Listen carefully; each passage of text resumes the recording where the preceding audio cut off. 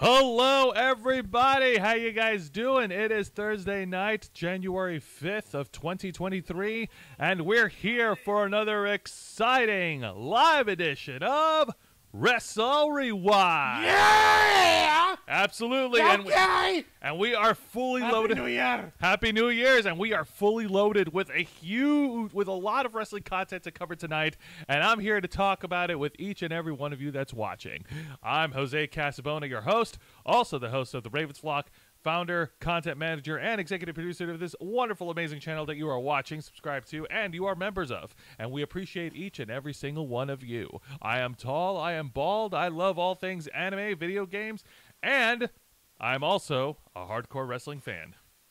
Not just a hardcore wrestling fan, as in he is adamant and determined and very, very fanatical, but he's also a fan of hardcore wrestling, meaning tables, ladders, chairs, thumbnails, barbed wire 2x4s, fire! Hey, if it works in the moment, Bags it full works. of Legos.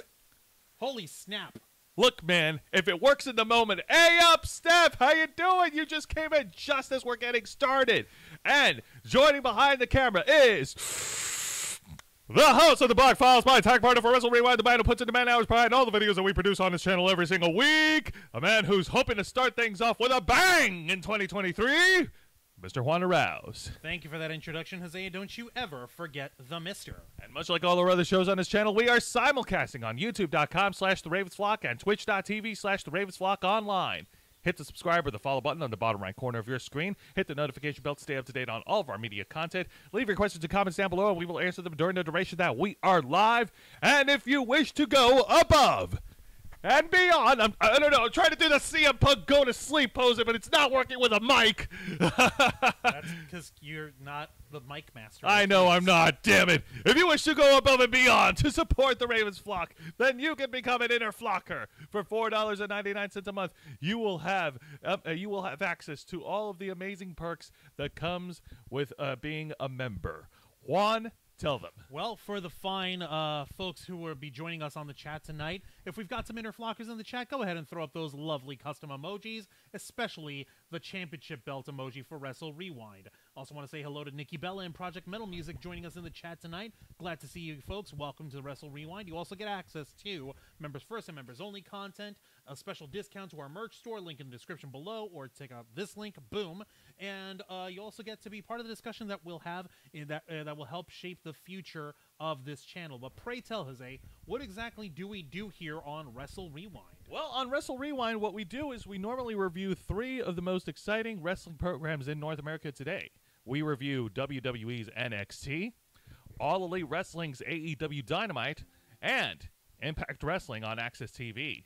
If you're a first-time watcher, since it's the beginning of the year, yes, WWE NXT airs on the USA Network Tuesday nights. AEW Dynamite airs on Wednesday nights at 8, 7 Central on TBS. And Impact Wrestling airs on Access TV Thursday nights, which is tonight. Now, that is our usual format, but this time around is 2023, and you know what? I want to make this an obligation. I'm going to not only load up with these reviews, but if there's any pay-per-view events that happens, whether it's from WWE or whether it's from Impact Wrestling or AEW or New Japan or whatever, I'm going to review those the main events for those shows right here on this program. Because you know what? You guys deserve a lot of fun. You guys deserve a lot of us talking about fun shit. And you know what? We're going to start fun stuff. And you know what? I'm going to refrain myself from swearing. It's my personal goal for tonight. And you know what? You're going to try not to swear? That's right. I'm going to try not to swear. Because we're not just about swearing. We're about giving you guys a lot of exciting content. And that is our main focus here on the Ravens Flock. It's not just the main focus. It's not just the main focus. It's one of the main focuses of the Ravens Flock. Don't correct me. I know what I'm saying. And I don't need anyone to tell me how to say. Yeah, but you ramble sometimes. I don't care. Well, I care. You tell me not to go long, and you go long. You tell me how that's right. Don't tell me. Don't do as I say. Don't do as I do. Just do as I say. No thanks. But I will say hi to Legend of the Traveling TARDIS. I smell geek and horseradish, made from real horse. Horseradish is neither horse nor radish. That's a liar food. That's liar food, TARDIS. Same with grape nuts. It is neither grapes nor nuts. Okay? That is some liar food, and I will not stand for that dishonest propaganda on our Christian Minecraft server. But you know what's not a lie, though, Juan? What's not a lie? Cake? Oh, no. I'll tell you what's not a lie. WWE actually playing ball with other global wrestling promotions. Holy shit! Well, so much for that promise. I know! Damn it! I got excited. Too bad. It's your fault, Juan. How is it my fault? It is your fault. But how is it my fault? Because you told me I ramble. Explain how. I don't have to explain. My word is gospel. Yeah, well, you can call me a freaking heathen then, because I challenge your word all the time. Oh, please. You're a heathen every day. Yes, I am. Now, let's go ahead but and only talk in the about... fun ways. Let's go... Now, first of all, before we get to it, we do need to paint a picture. Yes. Ever since Triple H has taken over, ever since that there's been a change in management in the WWE and later of 2022, things have been progressing a lot in the WWE. They're actually allowing some of the wrestlers to actually work outside of the WWE giant bubble and actually work with other promotions. And we've seen lots of strides that WWE has made so far. Let's see. I'm trying to think over my head here. Carl Anderson just recently defended his never openweight championship at New Japan's Wrestle Kingdom 12, and he's contracted with the WWE. Rey Mysterio made a cameo appearance at Triple Mania in Lucha Libre AAA's main pay-per-view Triple Mania in 2022. And yeah, like I said, a lot of strides have been made, but I think this one takes the cake. And to kick off 2023, a Japanese promotion by the name of Pro Wrestling Noah hosted their pay-per-view event called Noah of the New Year 2023, and their main event match is and it's supposed to be a part of the retirement tour of Japanese wrestling legend, the Great Muta, as he goes one-on-one against WWE superstar, former Intercontinental Champion, the King of Strong Style, Shinsuke Nakamura! Holy crap! This was insane. Also, hi there, Lisa Boo. Welcome to Wrestle Rewind. Is it me or is the audio low? The audio's a little bit low. Is this better for you? Yeah, let us know if the audio's coming in hot. All right. Now, let's talk about the main event. First of all, can we give a minor props to the entrance of Shinsuke Nakamura? Like, man, they gave him the royal treatment. Naturally. Give me just a minute because now I'm fiddling with the machine here. And the machine is not being very nice to me right now. Give me just a moment. Let's see. How about -5 decibels? Better on my side, you say? Oh, it's better on your side. Okay. Oh, yeah. They said it's better. And I guess we're fine. Let's just go ahead and keep talking. No, how about...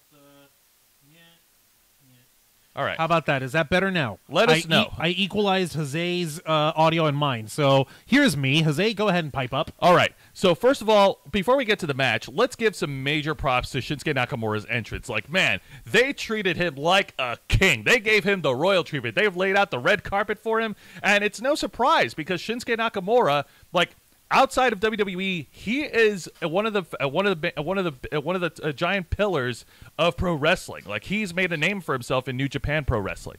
Oh.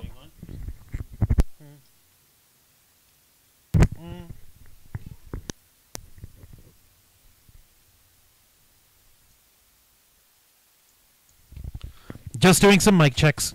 Let us know how that sounds. This is Jose's microphone now. Go ahead and pipe up, Joe. All right, piping. Okay, anyway, so back to what I was saying. Shinsuke Nakamura, they laid out the red carpet for him, and it's no surprising because outside of WWE, Shinsuke Nakamura is one of the big names in pro wrestling. Like, he made his name in New Japan Pro Wrestling as one of the greatest IWGP Intercontinental Champions of all time. It was insane, and she says it's still low. Okay. Oh my goodness. How's this? Okay, what do we need to do? Well, I'm trying to fix things.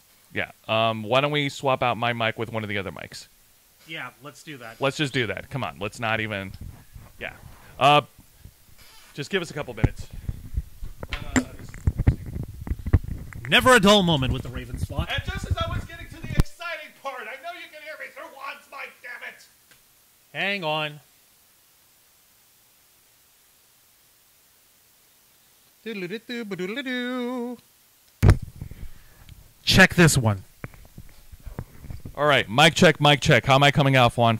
Well, it still all shows here all good on this end. All right. Well, how about you, Lisa Boo? Can you give us a hand here? Yeah, honestly, I think that's the only thing, because as long as it's coming out good on our end, like, we really can't, like, I'm sorry, I hate being that guy, but we really can't do any favors if it's not coming out like everybody else's end. Like, if everybody else could hear, then, I don't know. But she said it was low. Okay, well.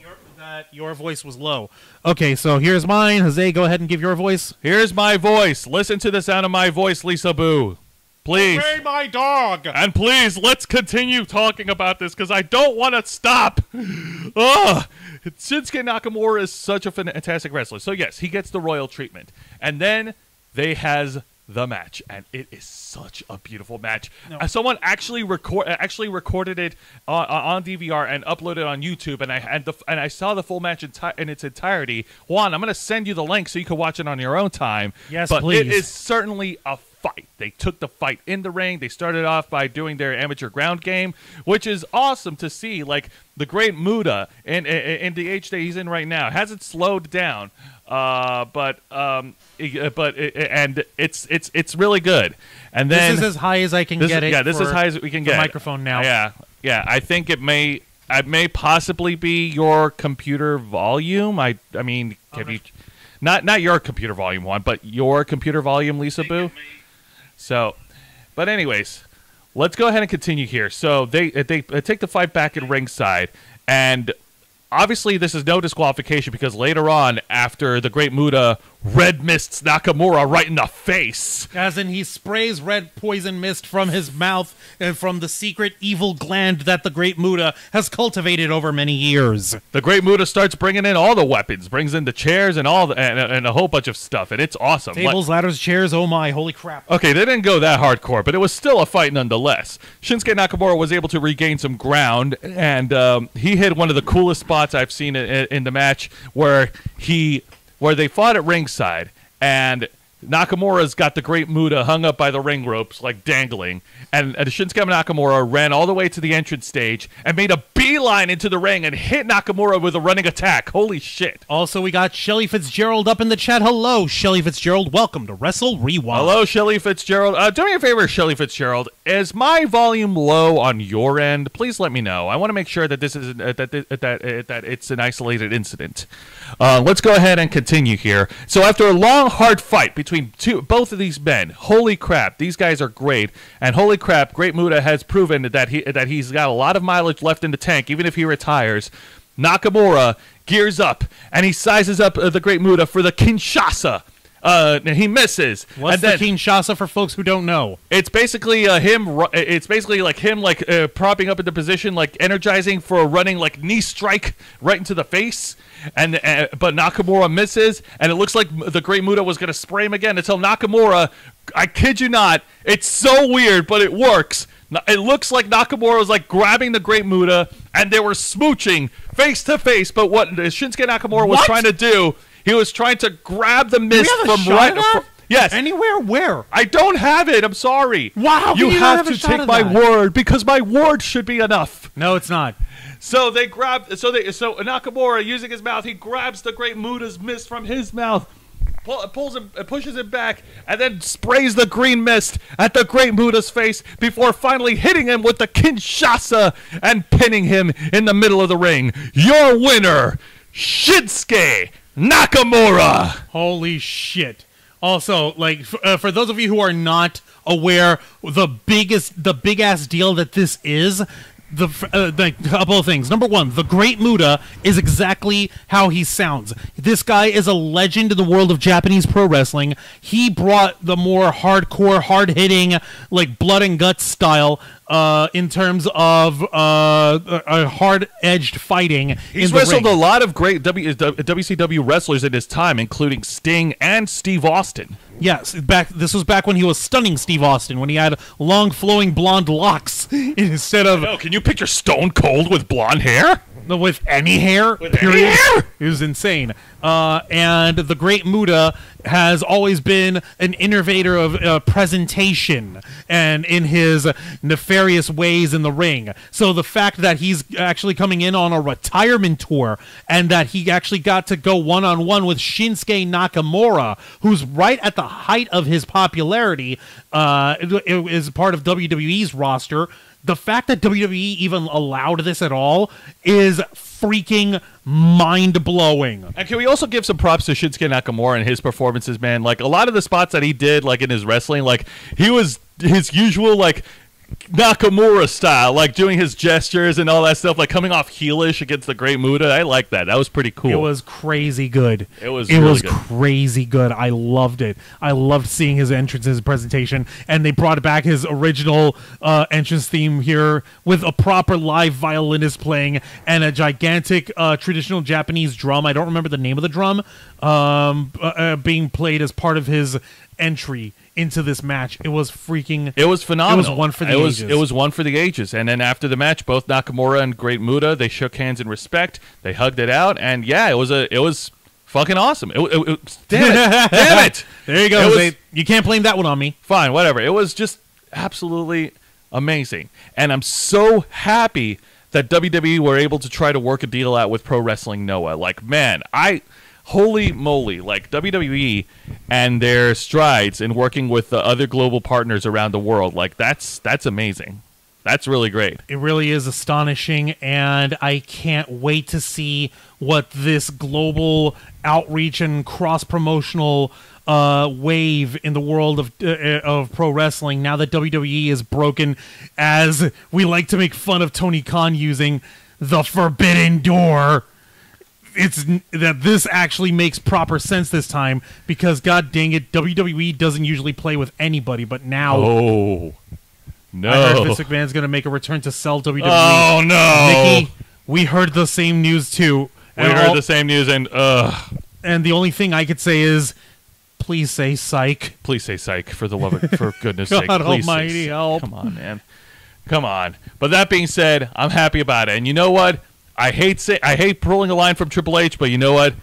This is what's best for business. Freaking men to that. Yes. All right. So now that we've got that out of the way, let's go ahead and talk about this week's edition of WWE NXT. This is their go-home show before their upcoming TV special next week, NXT New Year's Evil. All right. So, New Year's Evil. Yes. All right. Anyways, let's talk about the opening match, and it's a one-on-one match between Carmelo Hayes, the former North American champion, going one-on-one against the former Intercontinental champion Apollo Crews. And this was just a straight-up pure wrestling from two amazing athletes. These guys took each other to the limit. There was Put it to the limit. Oh my god! Thank you for that song. It reminds me of that stupid, like, not stupid, but like enjoyable, like cat music video where they had a bunch of like different like cats, and they were playing that song in the background. It was so cute and adorable and silly. But anyways, no, these guys pushed each other to the limit, and the crowd in the Capitol Wrestling Center were eating up all of the action between both men. Trick Williams was ringside, taking advantage any chance the referee has his back turned, trying to help out help out Carmelo Hayes, get one over Apollo Crews, and Apollo Crews was able to fire back. He even executed Suplex City, and a great effort, but thanks to outside shenanigans from Trick Williams, as per usual, Carmelo Hayes hit Apollo Crews with the Codebreaker before hitting him with his top rope finishing move to get the win. Your winner, Carmelo Hayes. Gosh darn it. Darn it, that dang Trick Williams. Ugh. Dang it. I know. That. Dang it, Trick. And then after the match, the masked luchador superhero Axiom ran down to the ring to get some retribution against Trick Williams for costing him his match against Carmelo Hayes last week. Hey, I just realized something, Jose. What's you up? didn't have the show hasn't officially started. Oh yeah, you're right. The show hasn't started. Dang, we got so caught up with the action. Juan, hit us the late bell. Thank you. My goodness, what the heck, man? This is what I get. I get so excited and I forgot to stick to a thing. stick to a gimmick. Is to the Steph still gimmick. here? Maybe. I don't know. I don't know if she Steph is still lingering. Fantastic. If she's not, then I totally understand. I tell you what, if Steph is still here, like she better at least know who the heck Shinsuke Nakamura is. No, well, she's more Attitude Era, Ruthless Aggression Era, styled in her knowledge of pro wrestling. But this is an educational moment. We're educating people. If we want to use our WWE parlance from NXT, Juan, it's a teachable moment. I hate you. I mean, would you rather I say Shucky Ducky? No. Vicente Guerrero in the chat. Hello there, Vicente Guerrero. Vince really should know his coming back into full power and rehiring his ass kissers, Laurinaitis and the others, is a bad idea. He knows. He just doesn't care. He doesn't care. He really doesn't care. Come on, man. This is Vince we're talking Welcome about. to Wrestle Rewind, Vicente Guerrero. Yes, indeed. That being said, still a great opening match, and way to wake up the Orlando crowd. Happy for it. Also, what I was trying to say, if Steph is here, awesome. If she's not, I totally understand because it's like 3 in the morning in the UK right now. Yeah, like okay, Steph, I know you're hardcore, but honey, even you need to sleep. For real. That being said, I'm going to switch it up a little bit because this will be the easier way to segue. We're going to first get into the exciting segment of the night, and I kid you not, Juan. It's your favorite. It's a Pier 6 brawl with the entire NXT women's locker room. Pier 6 brawl! Pier 6 brawl! Pier 6 brawl! All right. So it didn't start off as the brawl. It started off with Toxic Attraction cutting their promo, and it was weird. It feels like a weird disconnect seeing the rest of the crew there, but not their captain because their captain's fired. Yeah, it's so weird seeing Gigi Dolan and JC Jane without Mandy Rose now. Isn't that so wild? It is. So they cut a promo going after Roxanne Perez, the NXT Women's Champion, and then then one by one, every woman gets a chance to cut their promo before they're interrupted. After Toxic Attraction, it was Indy Hartwell. Then it was Cora Jade. Okay, 4 women so far. Then after Cora Jade, it was Nikita Lyons. So that's 5. Then Zoe Stark, that's 6. Then Wendy Chu, that makes 7. And then Thea Hale, the crazy girl from Chase U, starts yelling, there's girls in the ring! Girl fight! And what, all the rest of the girls just pour on in and just Pier 6 brawl at it? Yes! No amount of referees can hold these women back. And not from a lack of trying, apparently. Indeed. Good lordy. But it's okay because we have the belovable NXT Women's Champion herself, Roxanne Perez, surprising everyone from the crow's nest in the NXT audience to happily announce that there will be a 20-women battle royal next week on New Year's Eve. And the winner of this battle royal will go one-on-one against Roxanne Perez for the NXT Women's title at their next pay-per-view event, NXT Vengeance Day. Also, real quick, Nikki Bella saying AEW could buy WWE?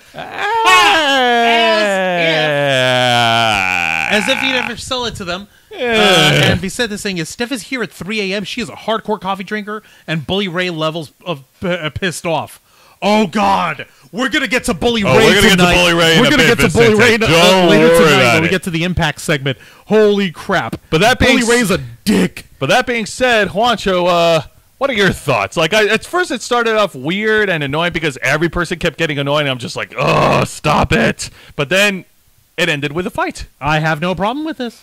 Yeah. No. I legitimately have no problem with this. An annoying start, but a really good execution. Yeah, I guess it makes perfect sense. Like, I suppose if we're gonna go with like what's the most organic way of doing this, the most organic way of having this this match devolve the way it did would be to have it start with what's supposed to be just regular confrontations and then ending in Pier 6 brawl. Yeah, no. I guess my only little nitpicks about the whole promo segment before the fight was I just don't buy Zoe Stark as a heel. Like, she tries to sound heelish, but I don't know. It feels like her lines are rehearsed, and it shows. So Zoe Stark still feels rehearsed, still feels unpolished, still feels unnatural in her. I'm not buying it. Yeah, I'm not buying it. I don't buy her as a heel because she doesn't sound like a normal heel. Oh my God! Yeah. Okay, we have to address this. By the way, we'll get to it. Okay. We'll get to it when we get to it. But okay, let's get back to the thing. And that being said, I'm excited for the women's battle royal. I actually want to see who actually could come on top. And hey, the possibilities are endless. I mean, and like I said, the brawl was awesome. Every woman was brawling, like the Toxic Attraction. Everybody was Pier 6 brawling. Yeah. These ladies, all the four falling. Yeah. That being said, I think someone might want to let Alba Fire and Isla Dawn know that if there's a battle royal next week, they can stop fighting. You don't have to keep fighting. Are they fighting still? Yeah. Are they? Yeah, because they were separate. Like they splintered away from the battle royal and they fought separately backstage. And I'm like, okay, can somebody tell them, like, hey, it's okay. It's okay. You get to fight next week. No, you're allowed to fight other women. It's okay. You made an agreement. Look at all these other women who are here to fight with you. You're allowed to fight with other people. But then I remember okay, what? But then I remember, oh shit, they have an Extreme Rules match tonight, which actually segues right into it. All right, fantastic. Hells yes. Real quick with the chat, Vicente, I love the battle royals as long as it goes at least 15 minutes. Yeah, no, it makes sense if it goes long. Shelley was asking how many of the women were there. Was a total of what, 20 women? About 20 women, I would say. Yeah. Holy crap. And Vicente, Zoe Stark needs much more intense heel promos. I want the belt. Everyone dies tonight. Sounds like Dave Fit Finlay had 2 daughters. Oh, right? Alba Fire and Isla Dawn. Actually, kind of, yeah. Yeah, you know what? I think that's a compliment. Yeah, Alba Fire and Isla Dawn, 2 Scottish psychopaths going at each other in this Extreme Rules match, in this Extreme Resolution match. Get and it? they brought in start of the new year. Yeah, I know. They brought in all the weapons. They brawled backstage. Like they started brawling backstage until they brawled back into the ring with the referee in the ring. Thank goodness. And these 2 ladies, this is supposed to be their rematch from their first encounter at NXT Deadline when Isla Dawn beat Alba Fire in a regular one-on-one match. So these 2, they brought in the weapons. They brought in the bat, the red bat. They brought in the chairs. And at one point, okay, this part I do need to call attention to. First of all, Alba Fire hits her gory bomb, only gets a 2 count on Isla Dawn. Then they went to ringside, where Alba Fire pulls a table from under the ring, puts Isla Dawn onto the table outside. Alba Fire goes to the top turnbuckle, and she hits a swanton bomb to Isla Dawn, but the table doesn't break. Oh, I'm pretty sure a certain YouTube channel must have caught that on their radar. God almighty. Yeah, no. Give me a minute. I believe. Oh my God. Okay, hang on a minute. I have to find the sound. If it's possible for me to find the actual sound of it. Oh my God. Okay, here we go. Yeah, go for it, bro. So I have your permission. You have my permission. The table does not break, and it looks so awkward.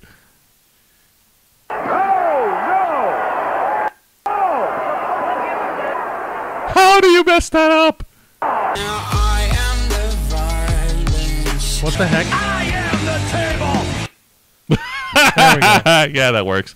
So, to make sure the table breaks, Alba Fire picks up Isla Dawn and hits a gory bomb through the table. It finally snaps in 2 before rolling Isla Dawn back into the ring, pinning her to get the win. You're a winner, Alba Fire. So now they're 1-1. They had a one-on-one match. They had an Extreme Rules match. Their third match, the blow-off, it better be spectacular. So, which one of the evil red-headed ladies, Scottish ladies, won? Alba Fire. Okay, so now they each have a win. Let's find out which evil red-headed Scottish lady can win the best of 3. Yes, let's see. Can we have an Inferno match? I just want to see them wrestle around fire. Why? Because why not? Because you're weird. Why would you do that? Why would you do that? Hey, listen, this isn't Inferno match material. Hey, look. It's too nuts. Yeah, of course it is. You got one pyromancer. You've got one crazy Scottish witch who has supernatural powers that can make you bleed black goo out of your mouth. That is so weird. That is weird. So, yes, I want gosh darn Inferno match. Dang it. It's 2023. Women can do that now. I don't think so. Fine, whatever. Don't indulge my psychotic Nikki Bella, fantasies. we're going to get to Darby Allin later tonight, and Vicente Guerrero, even Sabu said a table spot hurts more when the tables don't break. I'm totally cool with an Inferno match on NXT. You see? Vicente gets it. He's my friend, not you. No, I'm not your friend. I'm your brother. I'm also the co-producer of the show. Okay, fine, whatever. Exhibit A. Boom. Oh, okay, come on, don't do that. Boom. There's still plenty to talk about. All right, then let's talk about it. All right, let's get to the match of the night. And I actually used this graphic on purpose because this match looked like it belonged on Level Up. Oh, wait, they freaking wrestled at Leveled Up before. Ha! It is, to the left is Oro Mensah, the former Oliver Carter from NXT UK, going up against Javier Bernal, the man on the right. And like I said, this was, okay, it's not a bad match. It was actually a good match. A lot of flippy moves. It was very clean, and it was serviceable. The fans liked it. They weren't crazy about it. But like I said, it's a match between two guys in the undercard, especially Javier Bernal, because, man, he is just obnoxious. Like, he's not Grayson Waller level obnoxious, and that's like a higher tier. He's just low-tier obnoxious. Yo, imagine being an undercard at the developmental show, the minor leagues show on NXT. Imagine being in the undercard of that. That's like almost non-existent. Yeah, I know. That's why. Terrifying. Why do you think I used this a photo on purpose? That's a dick move. I know, but it is. I get it. But that being said, Oro Mensah was able to pick up the win against Javier Bernal, and like I said, it's a serviceable enhancement match. Like, does it belong on television? Personally, no. But it is what it is, to fill up time. So it's nice to have on the card. But now we if we're showing people off, I guess whatever, sure. Oh no! We crack her up, yay. Okay, but I'm this glad. isn't nearly as ridiculous as this segment that I'm going to talk about here. So, Beer Money 2.0, Diet Dallas Page, Josh Briggs, and Fallon Henley are celebrating because Fallon Henley beat Kiana James last week to fight for the title deed to her family's bar. Hooray! And how the hell did they not make that a cinematic match in an actual bar? I'm very disappointed. Damn it. Yeah.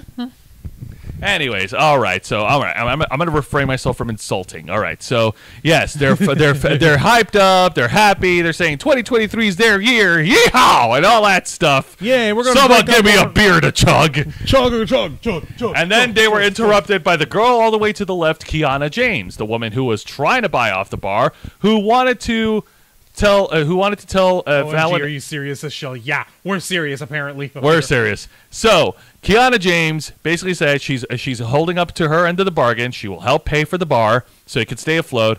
And then she gets a little flirty with Curly here, with Brooks Jensen. Yeah, because since this whole stupid program started, Brooks Jensen has been trying to, put the not exactly put the moves, but sending in the signals, if you know what I mean. Why are there any trailers involved in this? Says Shelley. Oh my God! It may as well. If you think about it. Yeah, no, it sounds like a crazy little freaking family drama that belongs on CMT, for crying out loud. Do they still do CMT? Is that still a thing? It's still a thing. Does it still exist? It's still a thing Why because does it there's folks that exist? still like country Why? music. Those folks have terrible taste. What are you talking about? Don't you like a few country songs yourself? Yes, and I hate myself every day for it. I mean, they're not bad. I've heard them. God dang it.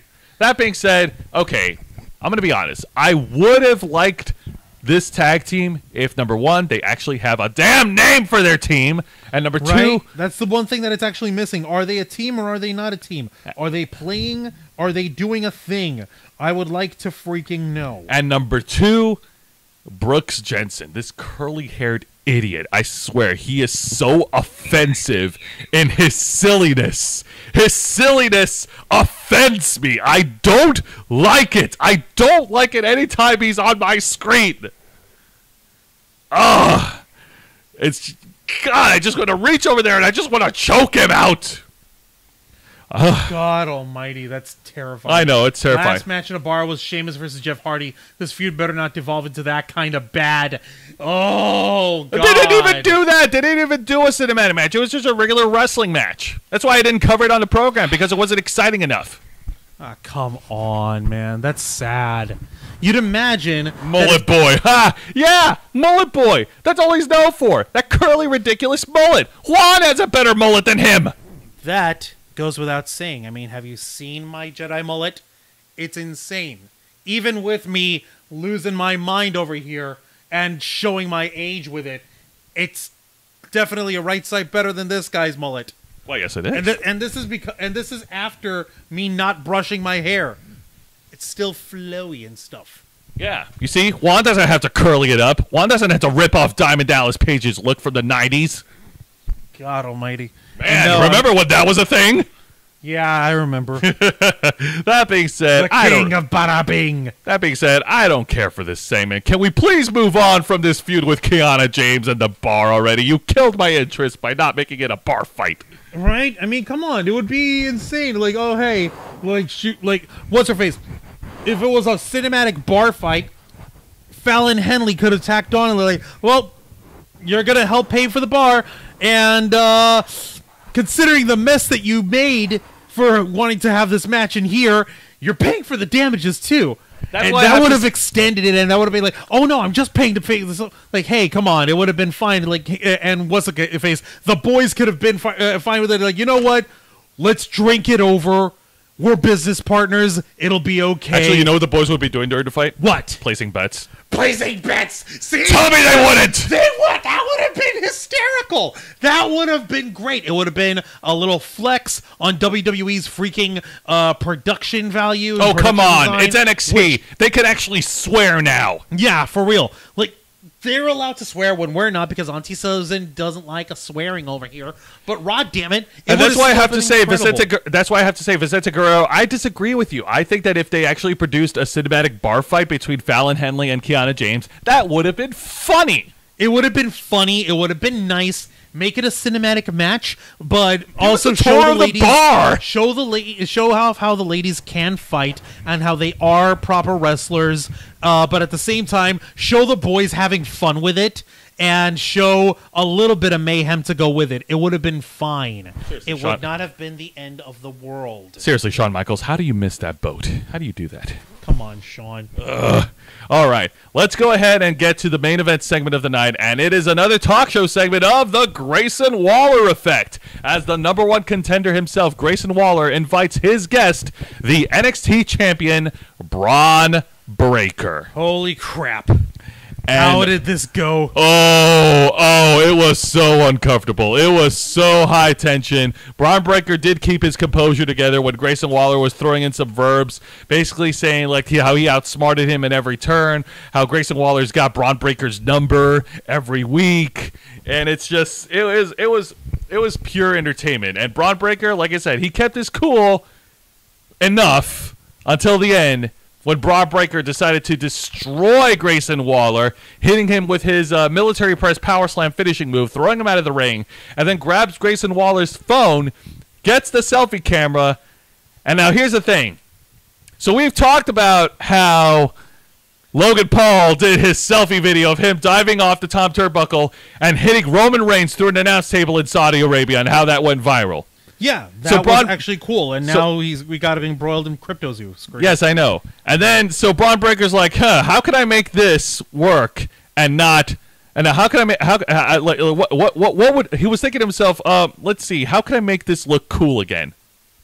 So he grabs the selfie camera, he starts recording the selfie video, and he runs and does a flipping top rope dive, a tope con hilo, hitting Grayson Waller outside of the ring, while holding the selfie camera, landing on his feet.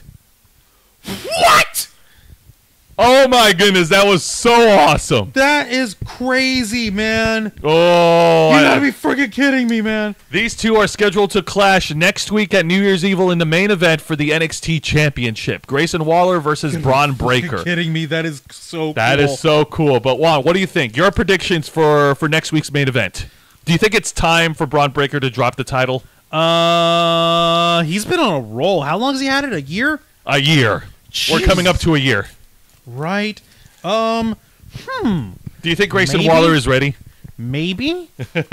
Also, V's channel's in the chat. Hi there, V's channel. Hello, Welcome V's to channel. Wrestle Thank you for Rewind. welcome to Wrestle Rewind. And you know what? I honestly think, here's my prediction. It's 50-50. Well, actually, no, not 50-50. I think I'm ready. I think I'm ready for Braun Breaker to move on. He's done everything that he could in NXT. He's dominated the whole roster. Every person that has challenged him in the entire year that he's been champion has been destroyed.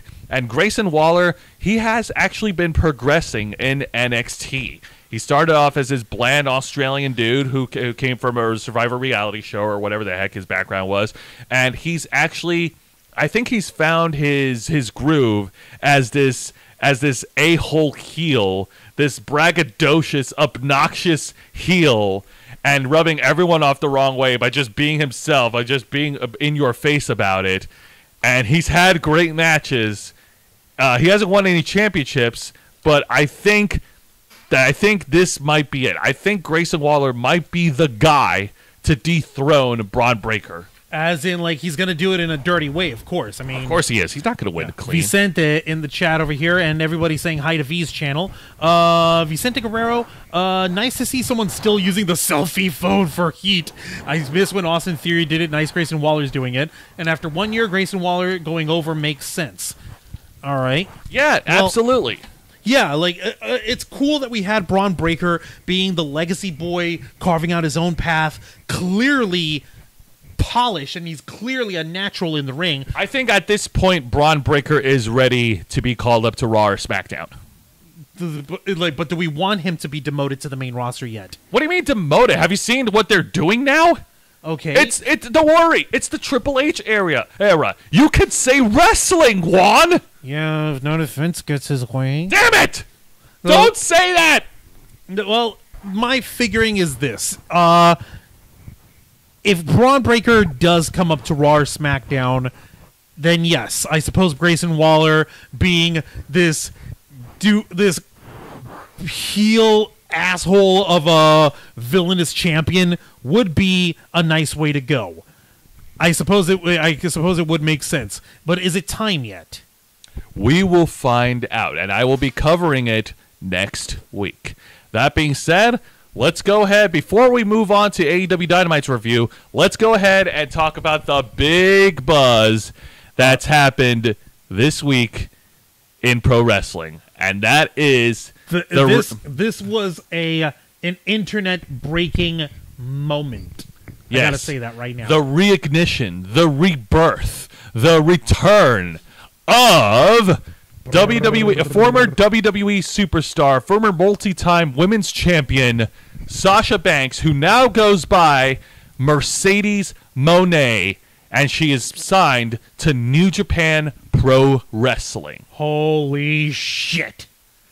If Vince comes back, guys and girls will beg to stay Triple H's version of NXT. Yeah, no kidding. Holy crap. Yeah, keep him away from us. Yeah, it was recently. It's been like now we've covered this on our program very briefly, like in the middle of 2022 during the whole before Vince McMahon became the hottest news for all the wrong reasons. That Sasha Banks and Naomi walked out on the WWE and relinquished their WWE Women's Tag Team titles in the process. Now, no word on the contractual status of Naomi, but there's been a lot of talk that Sasha Banks was basically done with the WWE with no promise of returning at all. And it looks like sometime last month, Mercedes Moné. Mercedes Moné, she had actually had come to terms with the final release of her contract with WWE, along with Naomi's, Trinity Fatu being her real name. So they're both free agents, and it looks like Mercedes Moné. Well, actually, there's recent talks that Naomi might be going back to WWE. Really? Yes. Where's that coming from? I'll have to look that up, but let's go ahead and focus right now on Mercedes Moné. Yes, she's a multi-time women's champion for Raw, SmackDown, and NXT. She's also carried the WWE Women's Tag Team titles twice with Naomi and with Bayley. In fact, Sasha Banks and Bayley were the inaugural WWE Women's Tag Team title champions. And she was one of the 4 horsewomen that dominated the women's division between 2014 up until now. It was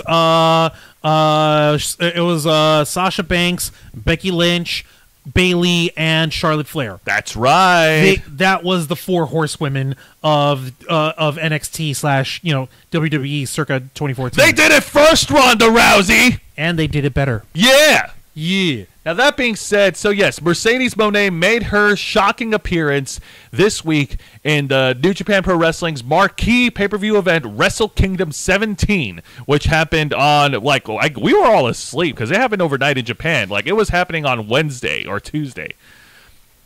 Wrestle Kingdom 17. Yeah, Wrestle Kingdom 17. Go ahead and look that up because I think we were asleep when that happened. Let me see here. Holy crap. It was a 2-day pay-per-view event. Yeah, it was January 4th.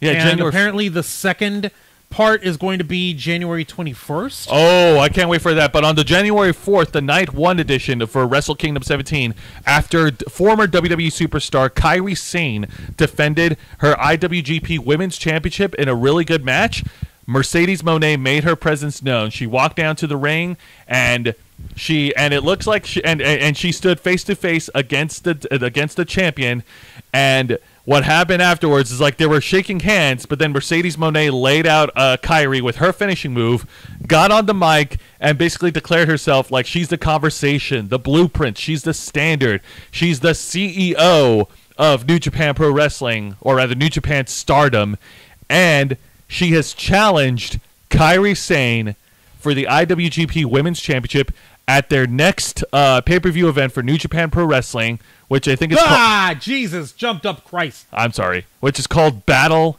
in the Valley.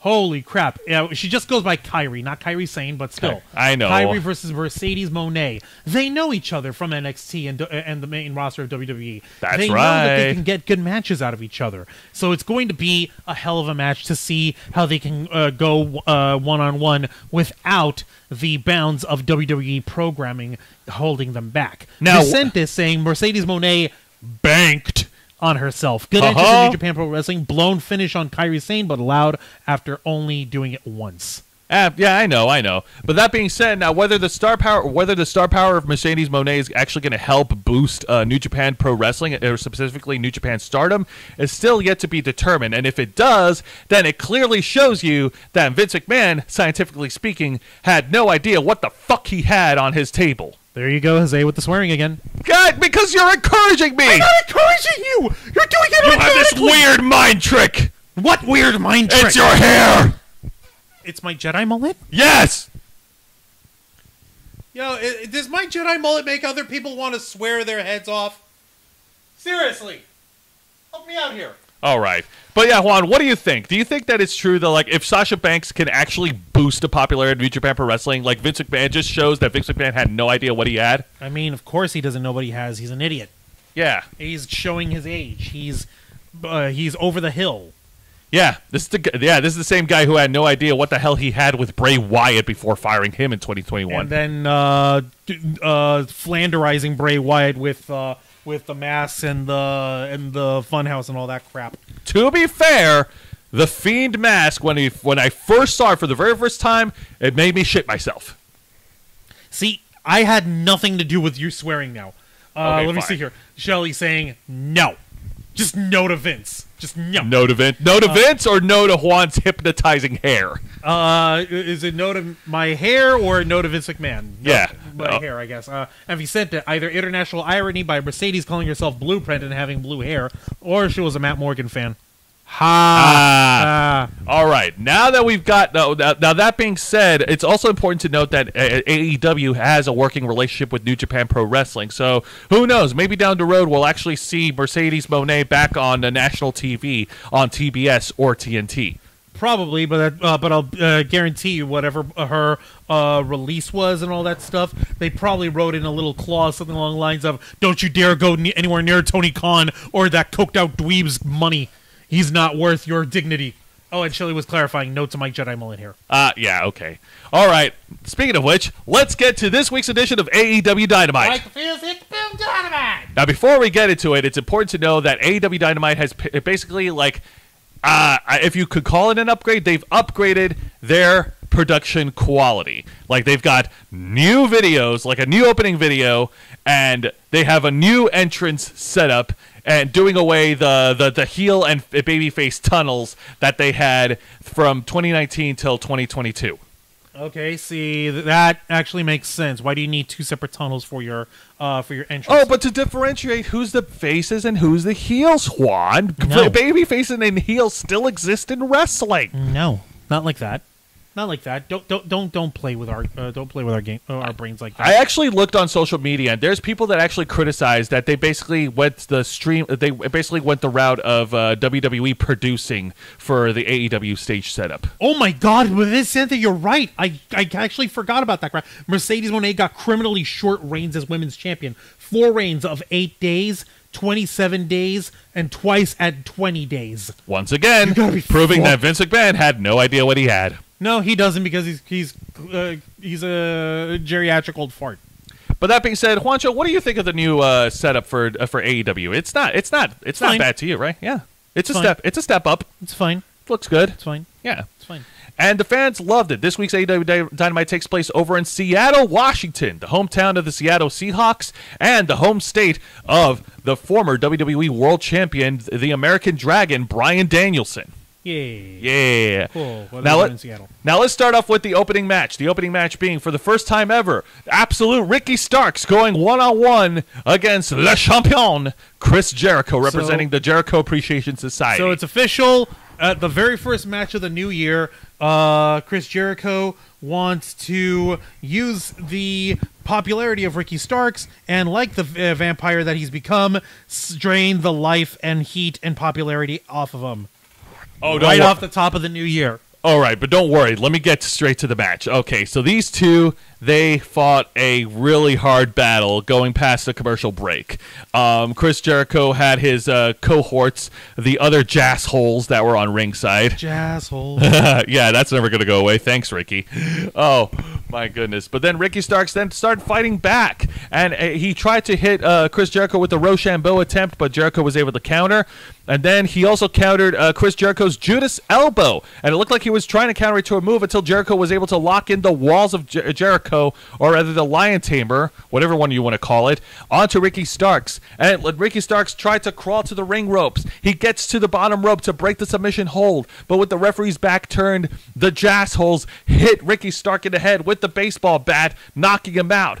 But Ricky Starks, being the awesome babyface that the fans love, was able to power out of the walls of Jericho and hitting Chris Jericho with a dynamic spear and pinning him in the ring, giving Jericho his second singles loss following his embarrassing loss at Winter is Coming. Against Action Andretti. Whoever the hell that was. Good Lord. Your winner, absolute Ricky Starks. Thank God. Oh, so yes, Juan, you could call Jericho a vampire all you want. He is a vampire. But he lost again. He's still a vampire. Yes, he is. He's a friggin' idiot. And this, I think, is going to set a new storyline path for Jericho as he's losing consistently and going mad and going bonkers. Like, because here's the thing, Jericho, creative wise, storyline wise, he had the best year in 2022. But remember, what goes up must eventually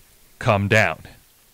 Yeah, it's high time that Jericho finally comes down on something, because, good Lord, I am tired of him trying to siphon off of everyone else who's gaining popularity naturally, and this guy just literally just swooping in. How old is Chris Jericho? 52. 52? Get the fuck out of here. Go ahead and Google search him. You gotta be friggin' kidding me. Prove me wrong. He's 52 years old, I think. I could be wrong. Born 1970. Yeah, 52 years old. Yeah. November 9th, he turns 53 this year. He just turned 52. Very nice. Good God. At this rate, Chris Jericho feeding off a younger guy's pop. And Chris will be in a reboot of the Vampire Diaries. Ha! Of course, after the match, the Jericho Appreciation Society were able to get their heat back by powerbombing with Jake Hager powerbombing Ricky Starks through the table outside of the ring. Because Jake Hager has to do something while wearing that dumb purple hat. Fans love the purple hat. No, they don't. Emily Morse in the chat. Hello, Hello, Emily Morse. Thank you very much for joining us. Welcome to Wrestle Rewind. All right, let's get to the exciting match of the night, and it's a tag team match, player. Holla, holla. And this is for the AEW World Tag Team Championship as the defending champions, The Acclaimed, accompanied Anthony by Bowens and motherfucking Max Caster, accompanied by badass Billy Gunn. take on the team of former world champions, the King of the Mountain himself, a former WCW World Champion Jeff Jarrett, and former Ring of Honor World Champion Jay Lethal. Also, Emily Morris is celebrating being an inner flocker for 2 months. Thank you so much, Emily Morris. Love you guys. I'm always here for you. Thank you so much for that. Absolutely. Jake Hager's table spot was a Public Enemy tribute, says Vicente Guerrero. Yeah, that makes sense. Public Enemy. Oh, wow. Public Enemy. Wow, I haven't heard that name in wrestling in a long time. Yeah, well, you've heard the name of New Jack. Why? Yeah. Why would he Oh, my God. You know what? That reminds me. I actually was browsing through Prime Video and I actually saw a random movie that was on Q of New Jack City. And I remember watching Dark Side of the Ring. Like, oh, yeah, that's where he got his inspiration from that movie, New Jack City. No joke. New Jack please. actually said that. No, please and thank you. No, thank you. Good God. No, I'm not lying. Oh, my God. All right. So, how did this go with... This was such an exciting match. And Jeff Macho Jarrett. Lethal and JEAFJARRAT. Ha, ha, ha, ha.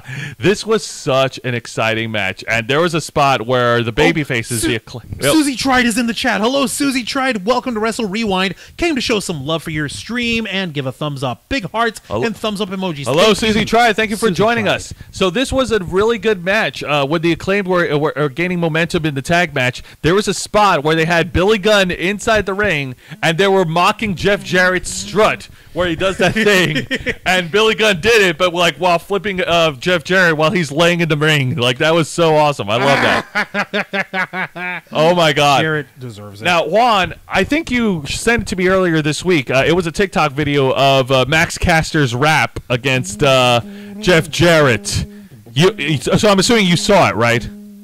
I did see it. I'm actually trying to find it now because if I send it to you, well, don't find it for me. But you mentioned, but I saw a bit of it where he actually name dropped Karen Jarrett where Max Caster name dropped Karen Jarrett in the rap. Like, oh my goodness, that was so crazy. I'm like, hold on. Oh God. Oh crap. Yeah, try not to play it too loud. Hey, Jeff, I don't... your wife better say less. She's getting dragged online worse than Skip Bayless. Oh, only hit you harder. God, gonna take an L and blame it on Dixie Carter. Oh, y'all are antiquated. Y'all messed up like Andrew Tate did. Oh. And you can never stop the rain. DNA means total nonstop acclaimed. Nice. That was some really good rap there. Holy shoot. And Susie Tride is over here saying that she's from the time of Rotten Roddy Piper. Don't you mean Rowdy Roddy Piper, the hot rod? All right, Roddy Piper is anything but rotten. Okay? How dare you besmirch the Scottish King, Rowdy Roddy Piper? He will lay you out without any reason, and he'll give a damn. You gotta come back for the grave and die. That being said, let's get to the finish of the... I miss the hot rod. Let's get to the finish of the match because Jeff Jarrett and Jay Lethal were not alone. They had their other cronies, Sanjay Dutt and the tall Great Khali knockoff, Diet Khali, Satnam Singh at ringside, and they were providing interference against the Acclaimed. At the end of the match, thanks to their interference, thanks to the strength in numbers, with the referee's back turned, Jeff Jarrett was able to hit the stroke on one of the members of the Acclaimed, and he pinned Anthony Bowens to the ring with the referee not looking because Anthony Bowens put his leg on the rope to break up the pin, but Sanjay Dutt knocked the leg out, and the referee awarded Jeff Jarrett and Jay Lethal the victory. Your winners and new AEW World Tag Team Champions, Jay Lethal and Jeff Jarrett. What? For all of 30 seconds. What? Because referee Aubrey Edwards went back to the ring to argue with the other ref, and they reversed the decision, and they declared that the tag match must continue. Why is the referee getting heat? Come on, man. Also, Susie's correcting themselves. They're like, oh, no, we loved him. He was a fan favorite here. Oh, yeah, no. We're just like, how dare you besmirch Rowdy Roddy Piper by calling him rotten. He ain't anything but rotten. He's the freshest thing in all of wrestling. So then we get... Tapping into the spirit of the hot rod. So the match gets reset, and Jeff Jarrett tries to roll up Anthony Bowens, only for Anthony Bowens to roll up Jeff Jarrett to secure the victory. Your winners, and still AEW World Tag Team Champions, The Acclaimed. Yeah! Oh my God. That is badass. That's how it's supposed to be. That is so badass, and the Seattle crowd loved it, and they freaking let the voices be heard. It was so awesome. Then later in the night, after the match, Jeff Jarrett and Jay Lethal challenged them again. This time in a no holds barred stipulation tag match. Tomorrow night at 11 p.m. in their AEW's quarterly special Battle of the Belts, which is their version of WCW's Clash of the Champions. So so immediately following Rampage at 11 p.m. at night, who's gonna be awake at 11 p.m. watching this? I don't know. Insane, guys. Like, why can't you book it for Saturday? Is there something big happening on Saturday that you can't schedule it? Because they usually do Battle of the Belts on a Saturday on TNT. Yeah, usually they do, but apparently, that's not something that's allowed to be done over here. I don't understand. That's so weird. I don't know why. He sent it in the chat. Some other reports said Satnam Singh got away with swearing on air in his language. Makes me wish I could translate Indian to English. Oh my goodness! That's what that would be funny. Rod Piper did. Yeah, that would be interesting. You're right, guys. That would be friggin' awesome. But that being said, okay, and I will say this, because I did promise I was going to bring a lot of wrestling content to Wrestle Rewind. Next week, along with NXT New Year's Evil, I will also cover one of the main event for AEW's Battle of the Belts. Okay? You got to be kidding me. Because I want to be that guy. I want to be that guy to spoil you folks, okay? Because you kids deserve it. In terms of spoiling, well, we're giving away wins or spoilers. Just talking about it. Talking about it. Okay, that's what you mean. Yeah, that kind of spoiling. That being said, and you know what, Jeff Jarrett's a professional. You could say whatever you want about it. You could criticize him all you want, but he actually was damn entertaining and awesome in this match. Let me see here. Jared, let me see. Shelly's saying that would be interesting. Vicente, Jared in no holds barred matches is light core, usually chair to the gut and guitar shots. Yep. Yeah. And Susie tried. I'm here to chew bubble gum and kick some ass. And I'm all out of bubble gum. Yes! Lisa Boo is saying good night. Have a great night, guys. I thank you. Thank you for joining us. Thank you for keeping us company tonight on Wrestle Rewind, Lisa Boo. You are awesome. Really appreciate it. We apologize earlier for the volume issue. But thank you for helping us keep it straight, because indeed, this is odd that we're having any sort of volume issues, but we appreciate you. Thank you. All right, let's get to the exciting segment of the night. Real quick, also, Emily Morse is saying, my coworker is a local wrestler because she recently invited me to her latest match, Renegade Rumble in Rhode Island. I can't wait to go. So excited. Hey, I am from Stampede Wrestling era, though, says Susie Tried. Oh, Stampede Wrestling. Lots of great wrestlers came there. Brett the Hitman Hart, Owen Hart, even some of the younger wrestlers came there. David Boy Smith Jr. and Tyson Kidd, they wrestled for Stampede Wrestling. Tyson Kidd? Yes. Wait, I thought that it was already finished by then. Really? Well, he did wrestle for Stampede Wrestling before wrestling for FCW, before wrestling for WWE. Okay. Yeah. So I didn't get my stuff right. Now let's get to the exciting segment of the night. It is an in-ring interview segment where we finally get a medical update on Hangman Adam Page after he sustained a concussion from Jon Moxley late 2022. Concussion should have went on longer, if you ask me. Okay, come on. We shouldn't wish that level of ill will on individuals. Yeah, sure. Just like I shouldn't wish that you should keep his fucking mouth shut. No, apparently. Well, yeah, sure, okay, yes, or whatever. All right, so yes, he did try to give us an update because for weeks and weeks and weeks, you know, he was. We were in this cloud of uncertainty if he was ever going to wrestle again, if he was ever going to be medically cleared, and apparently, during his promo segments, like he mentioned, like, oh man, there were times when I couldn't even remember my son's name.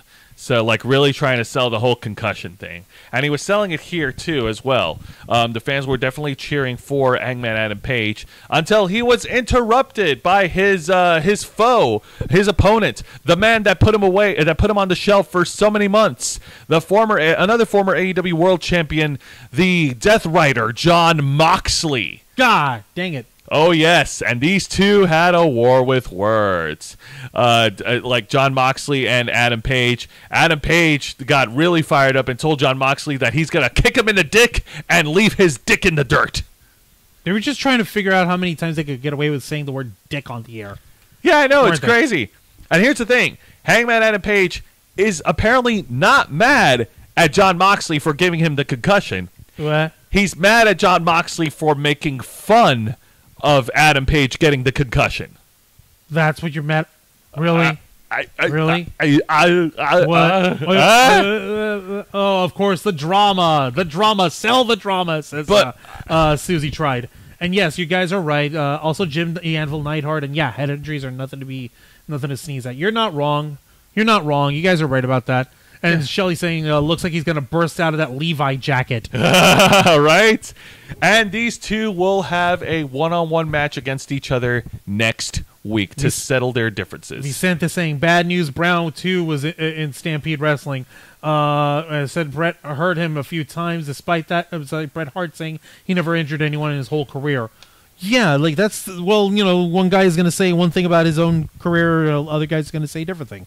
Yeah. So, like, at that point, it becomes a matter of, like, okay, who's more credible, I guess. And yeah, was Sergeant Slaughter in Stampede also? Not that I know of, but getting back to the subject here, this was a really, really good promo segment between both guys. Obviously, we know that Jon Moxley, he knows how to cut promos. He knows how to talk.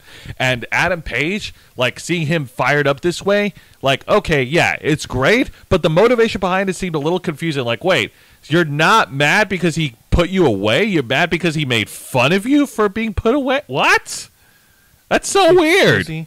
Like, if I were Adam Page, I would be mad at the guy who put me away. I mean, come on, man. Yeah, like, concussions are career shorteners. Like, boom, there goes a year of your freaking head because of how badly you're screwed in the brain.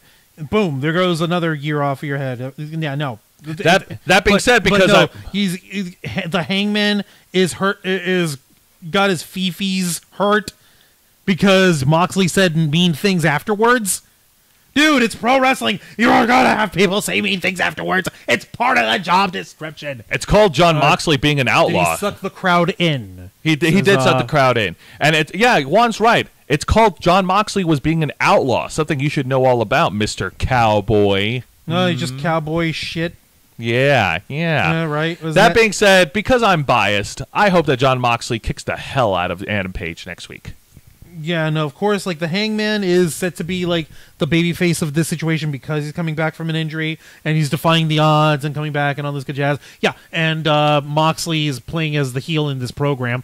But at the same time, we know who the actual babyface and heel in real life is, you know, because freaking Moxley knows how to keep his he knows how to be a professional. Yeah, and the Hangman doesn't. The Hangman doesn't know how to shut his mouth. Vicente mad because Mox made fun of his injury rather than Adam being mad over being injured by the guy in the ring. This is what happens when you drink too much, as Adam Page does, beer boy. Yeah, I know. Adam, Mr. Hangman, please stop. Stop what you're doing. Hold on. Get help. No, Jose, we have gifts for that. Okay?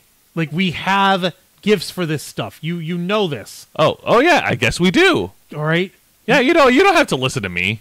You don't have to listen to me, Hangman. Stop it. Get some help.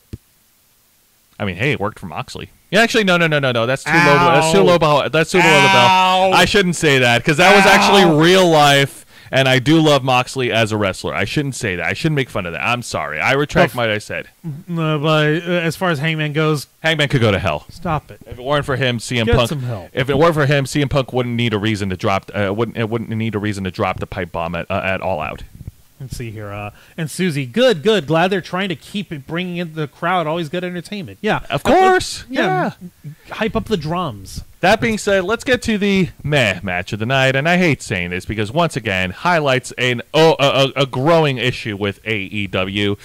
It's a tag match, playa. Holla, holla. The team of the AEW TBS champion, Jade Cargill, teaming up with Red Velvet versus Sky Blue and Kiera Hogan. Kiera Hogan was a member of the Baddies until she was fired by Jade Cargill because she had failed to get the TBS title back from Nyla Rose when Nyla Rose was being that sniveling heel and running away with the TBS title. Like, Good Lord. Yeah, because that was stupid. I still don't understand why that wasn't an issue over here. Also, if he said it was here's Nikki Bella saying Moxley never backs down from a fight. He likes blood. He'll make you bleed and drink your blood and break your brains. And Vicente in the chat, Adam must have been reading the name of his friend's group name wrong. Adam, it's the Dark Order, not the Drunk Order. Ha. That being said, this tag match was very underwhelming because, like, I really didn't get into this feud. And Jade Cargill's undefeated streak right now as TBS champion. I'm going to say this, and I hate giving credit where credit is due, but if it weren't for the Nyla Rose fiasco, like, there wouldn't have been any interest generated in the championship reign of Jade Cargill. And I hate saying this because she looks fantastic. She looks great. And she's actually her matches are actually getting a lot better the more she wrestles. So she's polished in the ring. She's polished in the ring, but there's no interest left in her streak because she's already mowed down a lot of the women's locker room in AEW, save for the main stars, Saraya, Dr. Britt Baker, Jamie Hayter, all those other folks. So this tag match was standard. Red Velvet. The story behind it is that Red Velvet is getting a little jealous, and she's trying to splinter away from the baddie squad. So when they run down to the ring, Red Velvet, like, showing that she really doesn't care about Jade Cargill, just power walked down to the ring, like, just going into business for herself. And she reluctantly tags in Jade Cargill. Jade Cargill goes in there and does her work. But in a surprise twist, when Jade Cargill tries to tag in Red Velvet to get her to do her job, Red Velvet instead abandons Jade, the champion, in the ring, walks away from Jade Cargill, leaving Jade Cargill to fend off in a 2-on-1 handicap match. And Jade Cargill actually held her own. She plants Sky Blue with a big boot, pinning her, getting the win. I literally tuned you out because that's just how disinterested I became in this match. It's not tuning you out. It's like, okay, I don't get it. I don't get it either. And okay, this wrinkle is all right. She's good. She's a badass. Yeah, and this wrinkle's okay. Red Velvet's being tired of being a baddie. Now she wants to split away from it. Okay, I guess they can work something there and make it personal. But, like, I don't know. I feel like something's got to give. Like, okay, do you plan on taking the belt off of Jade Cargill? Is Red Velvet going to be the one to dethrone her? Like, or is Red Velvet just a part of her winning streak? I don't know what's going on anymore, man. It's weird. Yeah, I don't understand it anymore. Let me take a look over here in the chat. Susie tried saying, I think the bad guys are better characters in pro wrestling. Yeah. No, yes, they are. Yes, they are. They get to be the assholes and call people out all the time. Vicente Guerrero might be too much Russo-style swerve, but here's my idea. Kira Hogan, Red Velvet, Lila Sky, and even Sky Blue reform the baddies by beating down Jade for a few minutes. That's an idea. It's an idea, right, Juan? I'd buy it. I'd buy it. She's like, okay, Jade Cargill needs to shut the fuck up. She needs to get her ass kicked. All right, but don't worry because let's get to the main event of the night, and this is for the AEW TNT Championship. You skipped a thing over here. Did I? Oh, yeah, I did. Oh, yeah. This underwhelming promo segment from Jungle Boy Jack Perry. Jungle Boy Jack Perry was helped Hook last week in a post-match brawl against The Firm. Hashtag Jungle Hook. Yeah. He helped out Hook against the Firm Stokely Hathaway and W. Morrissey, who now goes by the name Big Bill. Yeah. That's dumb. That is dumb. But I'll take that over Big Cass or W. Morrissey because those names sound ridiculous. Yeah, Jungle Boy Jack Perry calls out the Firm, calls out Big Bill, calls out just Stokely Hathaway and all the other guys. And I don't know. Like, I love Jungle Boy Jack Perry, but he doesn't sound very fired up. Going back to the same problem with Zoe Stark in NXT. Jungle Boy Jack Perry's lines sound way too rehearsed and too exposed. Yeah, sorry, buddy. It doesn't feel organic from him. It doesn't feel like something that he says. There's no fire. Where's the fire? Come on. Where's the heat? Where's the animo? Where's the freaking malicio? Where's the oomph? Exactly. What the fudge? All right, now let's get to the main event of the night. And this match is for the AEW TNT Championship. As the double champ himself, the AEW TNT Champion and the Ring of Honor World Television Champion. Jose, you have to say it right. The Ring of Honor Television the Ring of Honor TV on TNT Champion because fucking Tony Khan's an idiot and doesn't know how to advertise. Because Tony Khan's desperately trying to justify having Ring of Honor on TV. On TV. The king of television, as he proclaims himself, Samoa Joe, defends the TNT title against Darby Allin. All right, the jackass boy against the Samoan psychopath. Let's see how this plays out. Yep, and as for typical Darby fashion, they brawled in the ring, and it didn't take them long before they started brawling outside the ring. And it didn't take very long for Darby Allin to pull out a ladder and do one of his crazy stunts. He goes to the top of the ladder. They're at the stage. They're at the entrance stage by the Titantron. Darby Allin gets the ladder, goes to the top of the ladder. And with Samoa Joe laying on the floor, now mind you, the floor outside the ring is harder than in the ring. I want you to keep that in mind. Darby Allin hits a swanton bomb from the top of the ladder, hitting Samoa Joe on the floor. Ouch. Ouch, ouch, ouch, freaking ouch. Why? Why are you trying to pull a Jeff and trying to hurt yourself? I cannot with this guy. Oh my God. But in doing so, Darby Allin also hurt his knee. And this came to play later on in the match as Samoa Joe was able to get control of the match and worked on the knee of Darby Allin. But despite his best efforts, even trying to lock in the coquina clutch, Darby Allin was able to reverse the coquina clutch into a 2 count, and then he hit his own comeback and eventually nailing Samoa Joe with the coffin drop in the middle of the ring, pinning him and getting the victory. Your winner, and now 2-time AEW TNT champion, Darby Allin. Holy shit, that was insane. And since he's from the home state of Washington, the fans came unglued, and the fans all cheered for him as there was celebration. There was confetti in the ring. A couple of his closest friends who were at ringside came in to celebrate with Darby Allin. The icon himself, Sting, came down to the ring and hugged and actually congratulated his crazy, deranged adopted nephew. Adopted nephew? What the fuck? What sort of... Hey there, Uncle Steve Borden. Thank you so much. No problem, kid. Now let's show you how you celebrate. Woo! Yeah!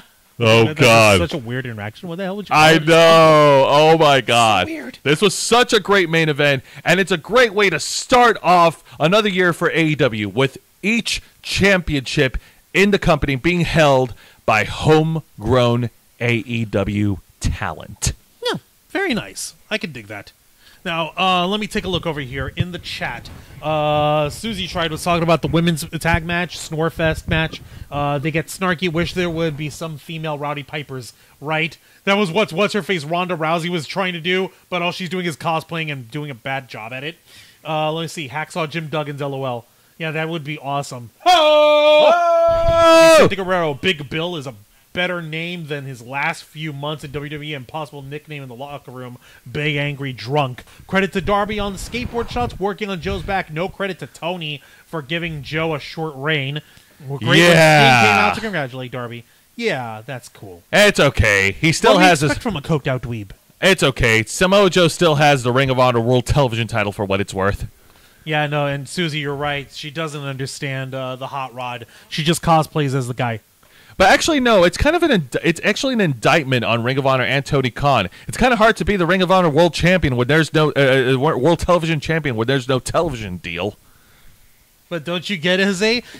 Ring of Honor Television on TNT. That's probably why he split the belts back up and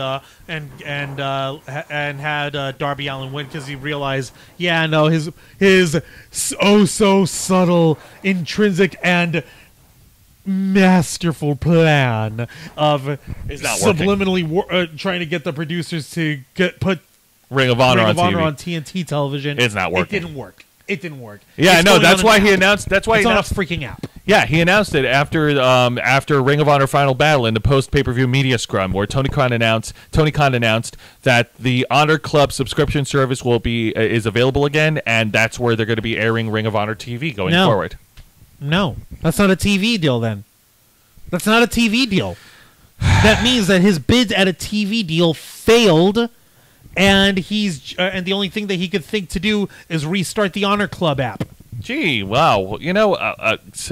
Wow, Tony Khan, like, how did you drop the ball on that?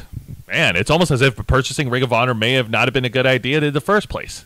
No, purchasing Ring of Honor without a proper plan of execution, it was the bad idea in the first place. Yeah, I know, right? But how can we? Now one can make the argument that it's actually not a bad idea to be available for streaming services because, hey, that's how WWE NXT started. It started off on the WWE Network. Yeah, but here's the thing. There's the WWE Network app, which has a shitload of content and doesn't just have one show on it. And then you have the Honor Club. Yeah. No, yeah. See, look at it. Real simple. Susie tried to saying, I hear Vince is back. Please, no. He better not be. Saying, nope, the Ring of Fire sounds better. That would be cool, but it's like the name of the promotion is Ring of Honor. It's been that way since it's Ring of Honor. If he sent it, Tessa Blanchard can be the next Rowdy or close to his greatness, but AEW and WWE will not sign her. Racial heat is too much heat, I suppose. Yeah, as of right now, Tessa Blanchard, that's a whole different bag of cats that we're not going to touch. Yeah, she's kind of a little bit on the racist side of Sears. A little bit, yeah. Just a smidge. Or how does WWE put it? She's difficult to work with. Ugh. Wow, how the hell are we ad limited already? We're live, and I'm seeing that we got ad limited for this episode of Wrestle Rewind. Yeah, come on! Figure. What the hell? We're trying to be fun here. You're not letting us be fun. We're trying to have some fun here, folks. We really are, and this is not helping. We're talking about simulated combat sports. I'm seeing more yellow dollar signs on the back of this thing, on the back end, than I know what to do with, and it's frustrating. Unbelievable. And before we go any further, if you're new to the program, hey, hit the subscribe button. We produce content every single week, and don't forget to hit the notification bells to stay up to date on all of our media content. We appreciate you guys so much for sticking with us. We appreciate all y'all's support, even when Auntie Susan doesn't support the Ravens flock here, apparently. Absolutely. But literally get us monetizing and all that just to lop our legs out from underneath us. All right, enough talk about AEW, enough talk about Tony Khan politics. Let's go ahead and get into this week's Impact Wrestling. All right, this was literally earlier tonight. Yes, indeed. The night opens up with the Knockouts taking the stage as Masha Slamovich, the once known as the Russian woman who had an undefeated streak, goes one-on-one against now the repackaged witchy version of Taylor Wilde. I've actually been following, I actually follow Taylor Wilde on TikTok and on Instagram, and she posts a lot of spooky, witchy stuff, and she really is into that stuff. It's amazing. So now she's just translated that naturally over to her persona in the Impact Zone? Yeah, apparently there was a thing that happened where Taylor Wilde was kidnapped, and then she got repackaged into this spooky witch. Who kidnapped her? Who knows? Nobody. I want to know. Nobody kidnapped her. Tell me, baby girl, because I need to know. And joining the commentary team with Matthew Raywalt and Tom Phillips is La Virtuosa, Deonna Purrazzo. We don't have any shot of her, do we? No, we don't, because the focus is on the match. But she does offer some commentary. It was a pretty good wrestling match between the two of them. I think they were trying to work out the best they could, but I feel like there were parts of the match where there was a little bit of a disconnect. But the real drama was at ringside because Deonna Purrazzo was talking trash.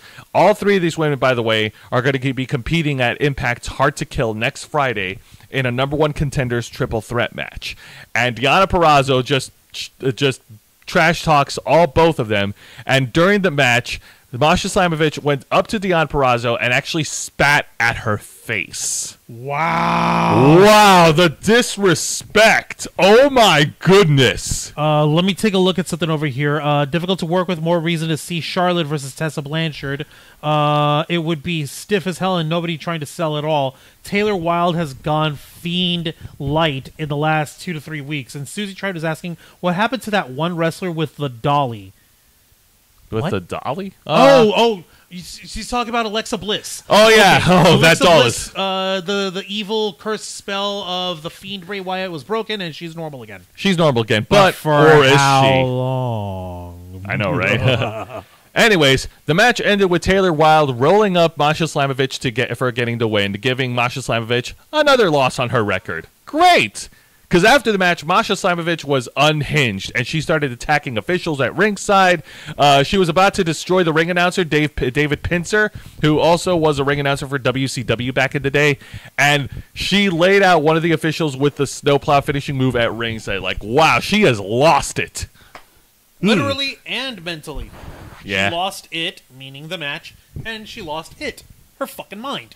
Yeah, pretty much. We already got like slapped with the yellow dollar sign, whatever, I don't care anymore. That being said, as far as the repackaging goes, I like the look. I don't know. I'm a little worried. I'm treading on water. I'm treading water here with Taylor Wilde. So I want to see treading carefully. Treading treading- water sorry. means that you're basically staying in places. Oh yeah, right. I'm treading carefully with this. I want to see how it plays out next week. Oh, you're right, Vicente. Masha Slamovich did spit at Deonna Purrazzo, didn't she? She did. I said that much. That's right. Such disrespect. The disrespect. All right. Disrespect to our surroundings. All right. Now let's get to the exciting match of the night. Wancho, it's your boy. My boy? It's your boy. Oh, it's my boy! Oh. Always ready, Matt Cardona! Going one one half on- of the major players. Going one-on-one against one half of the champs, one half of the Impact World Wrestling Tag Team Champions, and the New Japan Pro Wrestling Strong Tag Team Champions, Chris Sabin. Of the Motor City Machine Guns. All right, so, let's see how this worked out. I'm noticing that, what's-his-face, Matt Cardona let his chest hair grow out. Is he doing this as a middle finger to Joey Ryan? Because Joey Ryan deserves all the middle fingers in the world. No, I don't think it's a middle finger to Joey Ryan. I think Good. he's just doing it just because. But I guess heels have body hair. heels do have body hair.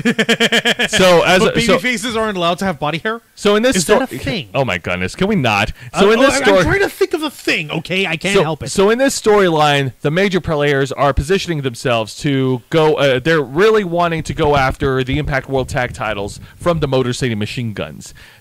So these two has fight, and it was absolutely amazing. Great hard hitting spots from Chris Sabin and Matt Cardona. In the middle of the match, Chris Sabin tries to put away Matt Cardona with the cradle shock, only for Matt Cardona to counter and push Chris Sabin shoulder first onto the turnbuckle pads. And then just as he was going in for the broski boot, or as he now calls it, the reboot. Get it? Get it? Because he's not the broski Zack Ryder anymore. Chris Sabin was able to counter it, catch him in time just to throw him out of the ring, and this is where the other tag partners who are at ringside come to play, because then Alex Shelley and Brian Myers start getting into it, and then during the match near the end of the match, Chris Sabin was in the ring, and Alex Shelley by the ring ropes. He was able to open up the ring ropes wide enough for Chris Sabin to do a suicide dive through Alex Shelley, annihilating the major players at ringside.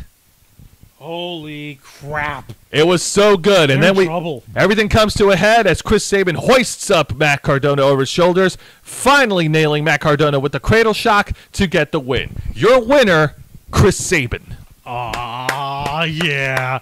Okay, Matt Cardona's my boy, but I will give props to Chris Sabin any day of the week over here. They don't. The Motor City Machine Guns aren't champs for no reason. Absolutely. They're multi-time tag team champions. They're one of the greatest tag teams of all time, like in our current era. You've got FTR, you have the Briscoes, and you have them boys. And yes, the argument can be made that the Acclaimed have reached that level based on their popularity. True, but time will tell in terms of the longevity and frequency of their tag team championship reigns. You also have the Lucha Bros, and you have the Motor City Machine Guns. Indeed. Who do we have on the WWE side aside from the New Day? Because Okay, let's face aside the New from Day are in a league of their own. The Usos. Okay, yeah, the Usos. The Usos. Yeah, no, you're right. The Usos. You're right. Gosh darn it. No, dang it. Gosh dang it. Yeah, thank you. Vicente in the chat, Matt Cardona doing 2 jobs on TV may mean he is leaving Impact to be with Chelsea and WWE. Please, WWE, do not fuck them up. Don't You dare. Their fates are in your hands, Triple H. You gotta save them from Vince. That geriatric old fuck is gonna mess it all up all over again.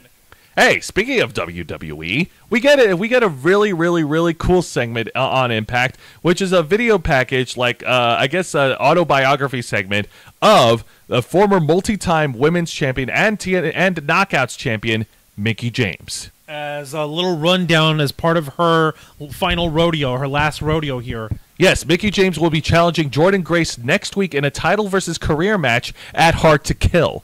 And in this video segment, she talks and she reflects on all of her accomplishments in pro wrestling, from her early years of being in. Because I think I saw her in ECW in the later years, like in 2000.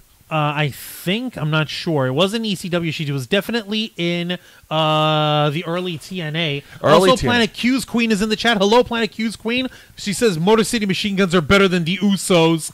Oh,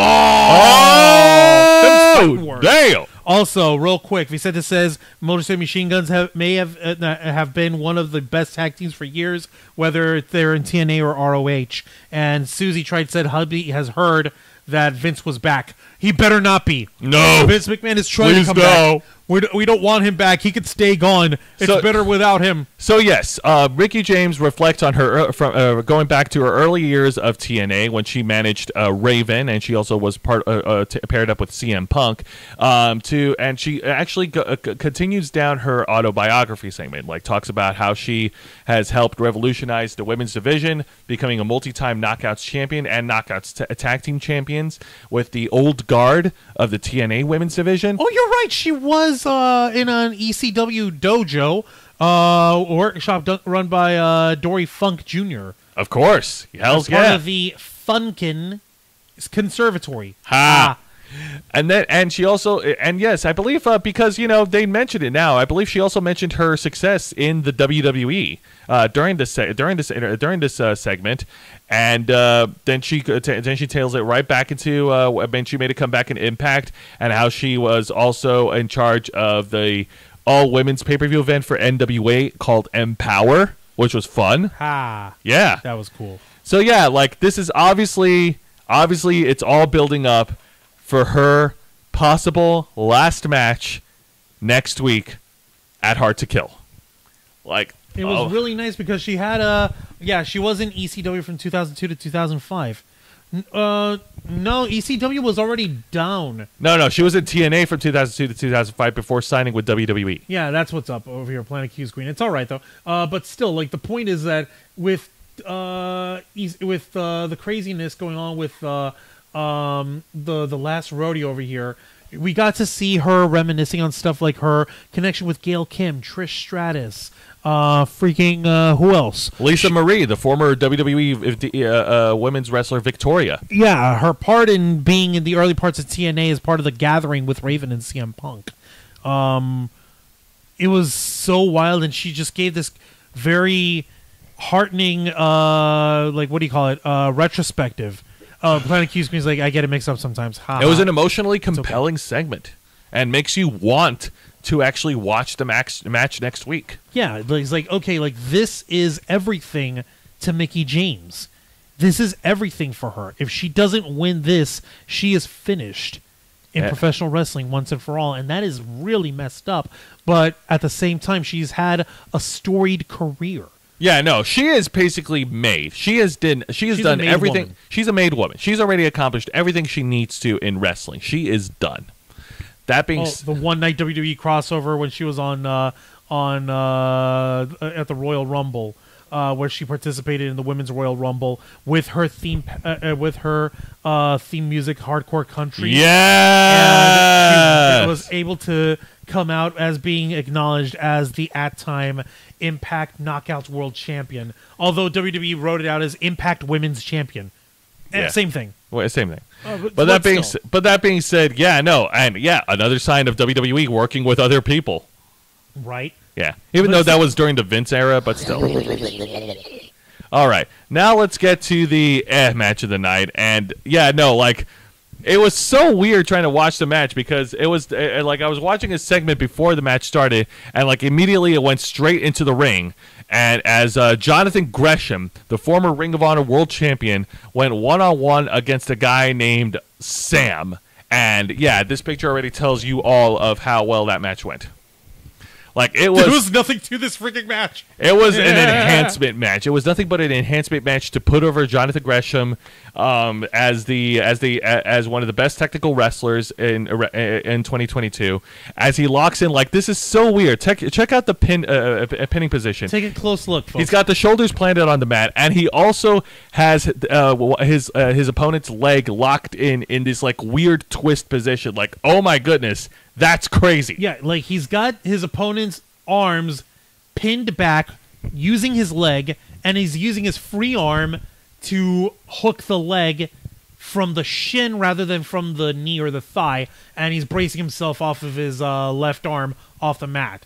Meanwhile, his opponent is like literally like chicken with his head chopped off, can't do jack shit squad. Yeah, I know. That's so crazy. I love that finish. That was actually a very unique finish. And Jonathan Gresham, like I said, he's no slouch. He was he had great matches as the Ring of Honor Pure Champion, and he also had a great title run as the Ring of Honor World Champion before dropping it to Claudio Castagnoli. Well, it was well done over here. Real quick, Sound Mind's in the chat. Welcome, Sound Mind, to Wrestle Rewind, saying that Mickey James is underrated. Vicente says the bio was really well done. Planet Q Spring saying, I don't have access to Impact except for you guys.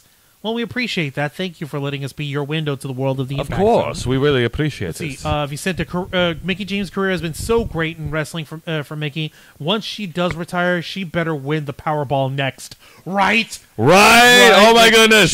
She needs to have her farm. She needs to have her hubby. She needs to have like $1 million gajillion because she's earned it. Exactly. And Gene Rick's in the chat. Hello, Gene Rick. Hello, Gene Rick. Thank you very much for joining us. And she's also saying, hello, guys, my wrestling fix. Yes.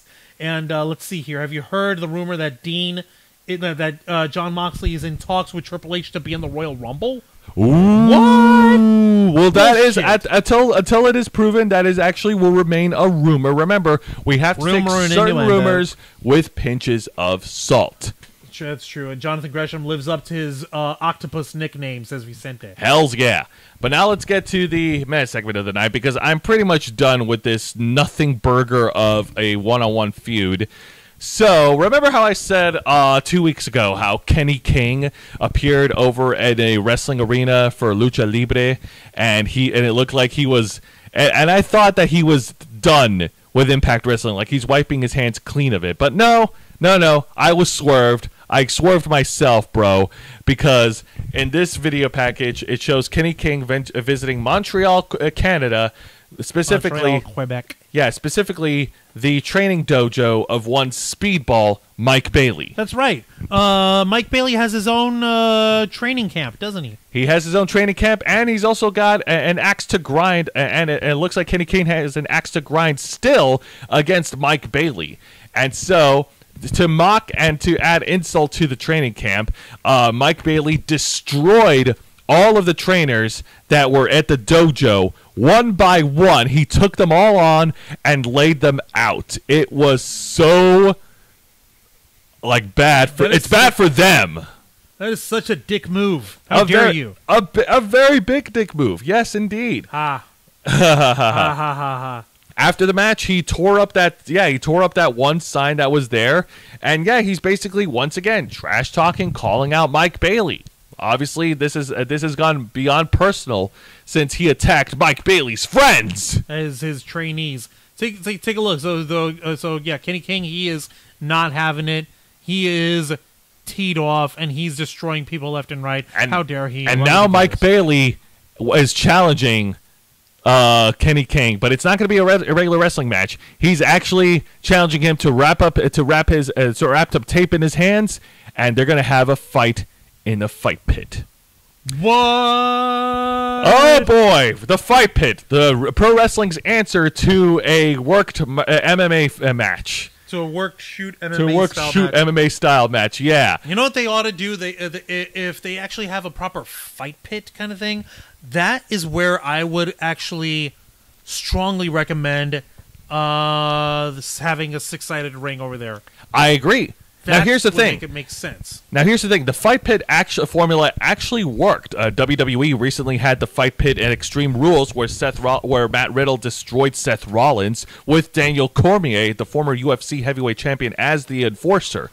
AEW also had a fight pit in 2020 in 2021 during the pandemic era, where Jake Hager destroyed Wardlow. It was badass. It was badass. Yes, indeed. Let me see. Susie tried. Soundmind was saying, if it's true, John Moxley might get booed. And Susie tried is saying, I'm thinking, though, it's a paid-for story. They said WWE stocks went up when it said that he was coming back. Not sure if it's real or not. No, Zay. No. Yeah, I know. No, here's the thing. It sounds like... Okay, I think I see what you mean there. Susie tried. What you're trying to say is that Vince McMahon is only making that press statement and announcement and stuff to pump up the stock of WWE some more in order to make it more appealing for people who would be interested in buying it. Oh, yeah, because he's trying to sell WWE. Why, though?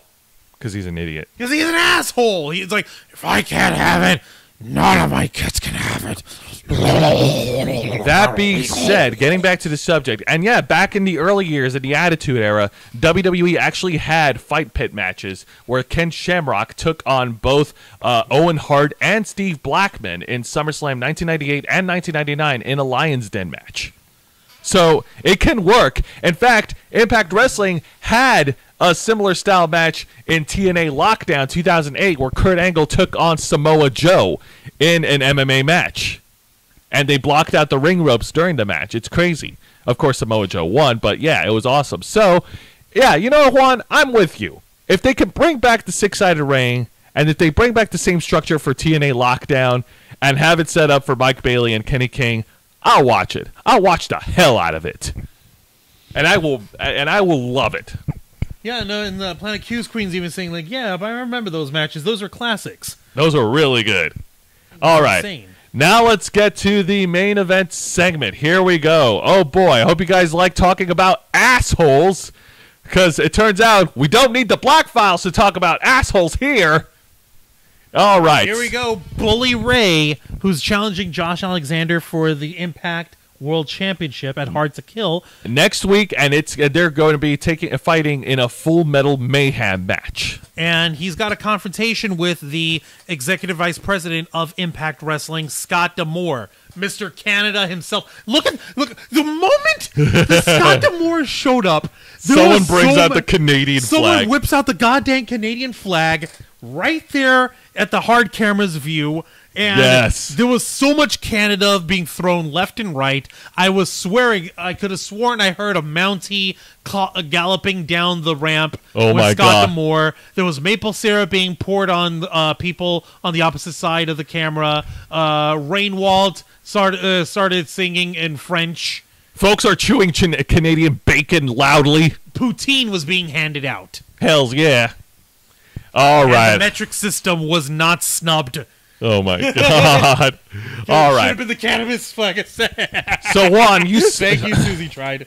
So Juan, you watched the segment with me. Scott D'Amore had some really harsh words for Bully Ray. Yeah, no, Scott D'Amore was basically gave Bully Ray the riot act, and it was done in a way where it's like, okay, you know what? You pride yourself on being a bully, on being an asshole, on stepping over whoever you want in order to get what you want. Yeah, great, fantastic. Congratulations. You alienated yourself out of every person that was ever close to you. Yeah, exactly. Like your own brother Devon of the Dudley Boys, Devon Dudley. He won't even come near you anymore unless he's being paid a giant sack full of money. You have no friends, you have no wife, you have no family, you have nobody in the world. Your best friend Tommy Dreamer can't stand the sight of you anymore from back in your ECW days, and now he doesn't want to have anything to do with you. So yeah, either two things will happen at Hard to Kill. Either A, you're going to it's possible that you might defeat Josh Alexander and become the Impact World Champion, but at the but it's much more likely that what'll happen is that you'll lose because you don't have the heart of people cheering you on and something to fight for, something to strive for, and all you'll have is an empty hotel room with nothing but your thoughts and an empty bed to come home to, and that's what you got. That's the kind of man you are. That's what awaits you at the end of your road, Bully Ray. And Bully Ray. Oh my God, Dad! I'm sorry. I'll clean the dishes. I'll put away my toys. Please don't. Why are you making me feel like this? Bully Ray tried to battle back with his trash talking, which is the equivalent of a kid saying "nuh-uh." No, it was no you. Pretty much, basically. And Scott D'Amore actually gets his own crap in by saying, like, you know what, I have I've been in charge of Impact for years now, and I've done a good job with this promotion by cultivating a locker room of folks who know how to be respectful towards each other and how to respect this sport, how to respect our business. And Bully Ray's like, yeah, you got a locker room full of pansies. None of them are ever gonna be willing to take a shot at me. How about you? You gonna take a shot? Oh yeah, you don't do that anymore, do you? You want everyone to be all nice and friends with each other. But I'm a bully. I'll take on whoever I want. Oh, it's like slapping the mics out of each other's hand, which gets Scott D'Amore to say, like, you know what? I tell the younger talent of Impact to do what I say. But thankfully, I don't have to hold myself to that rule. And he socks Bully Ray in the mouth. Oh yeah, things got physical. He punches Bully Ray, and then the two other Stooges come into the ring. One of them is called Josh, and the other one's called, I forgot his name. I don't give a fuck. They're just there. I forgot his name. They pulled the numbers advantage over Scott D'Amore, beating him down, and Bully Ray hits Scott D'Amore's head with a pile driver into the ring. That's gotta hurt. And then Bully Ray calls out for the table. Actually, there were fans calling for the table. He's like, you know what? Screw it. Yeah, like, bring the fans. table. What are you doing? You're cheering for the bad guy. People want tables. Oh my God. They want Bully. When they see Bully Ray, they want tables. All right, so the Dudley followers, not the Dudley boys, bring out the table, and Bully Ray power bombs Scott D'Amore through the table to close out Impact Wrestling. Also, one little thing that I actually have to point out, and I pointed this out because I know we saw a clip of it because it didn't work. Go for it. Take a close look here, folks. I'm going to zoom in and enhance. Look over here in the corner. What, pray tell, is this white bottle in the corner of the ring over here, guys? What I want you all to tell me what that is. What the hell? What is that, baby powder? No. That's lighter fluid. Ooh. Okay. They were going to set him on fire. Okay, here's the thing. We saw it on Botchamania, I believe. They were supposed to light the table on fire and put Scott D'Amore through it, but the lighter fluid didn't take. So they just cut that part out. Oh, yeah, folks. It's important to remember that Impact Wrestling do tape their programmings ahead of weeks in advance. Oh, my goodness. You're right. So thank you, Matthew of Botchamania. You're exposing the business. He's exposing the business. How dare he? That being said, how do you screw that up? No, the lighter fluid didn't light. It didn't ignite when they were trying to light it up and burn Scott D'Amore alive, apparently. Fair enough. I'm glad that nobody paid attention to that. I'm glad the commentators had enough sense not to even call that out. They post-edited that part, remember? Yeah, that's true. We just said that they pre-tape everything. Yeah, that's over true. at Impact. All right, and that's what pretty much closes out the show. Yeah, look, for what it's worth, considering that they, since they were trying to do a burning table spot, but it didn't work. The fact that they just cut it to, like, screw it, let's just do the table.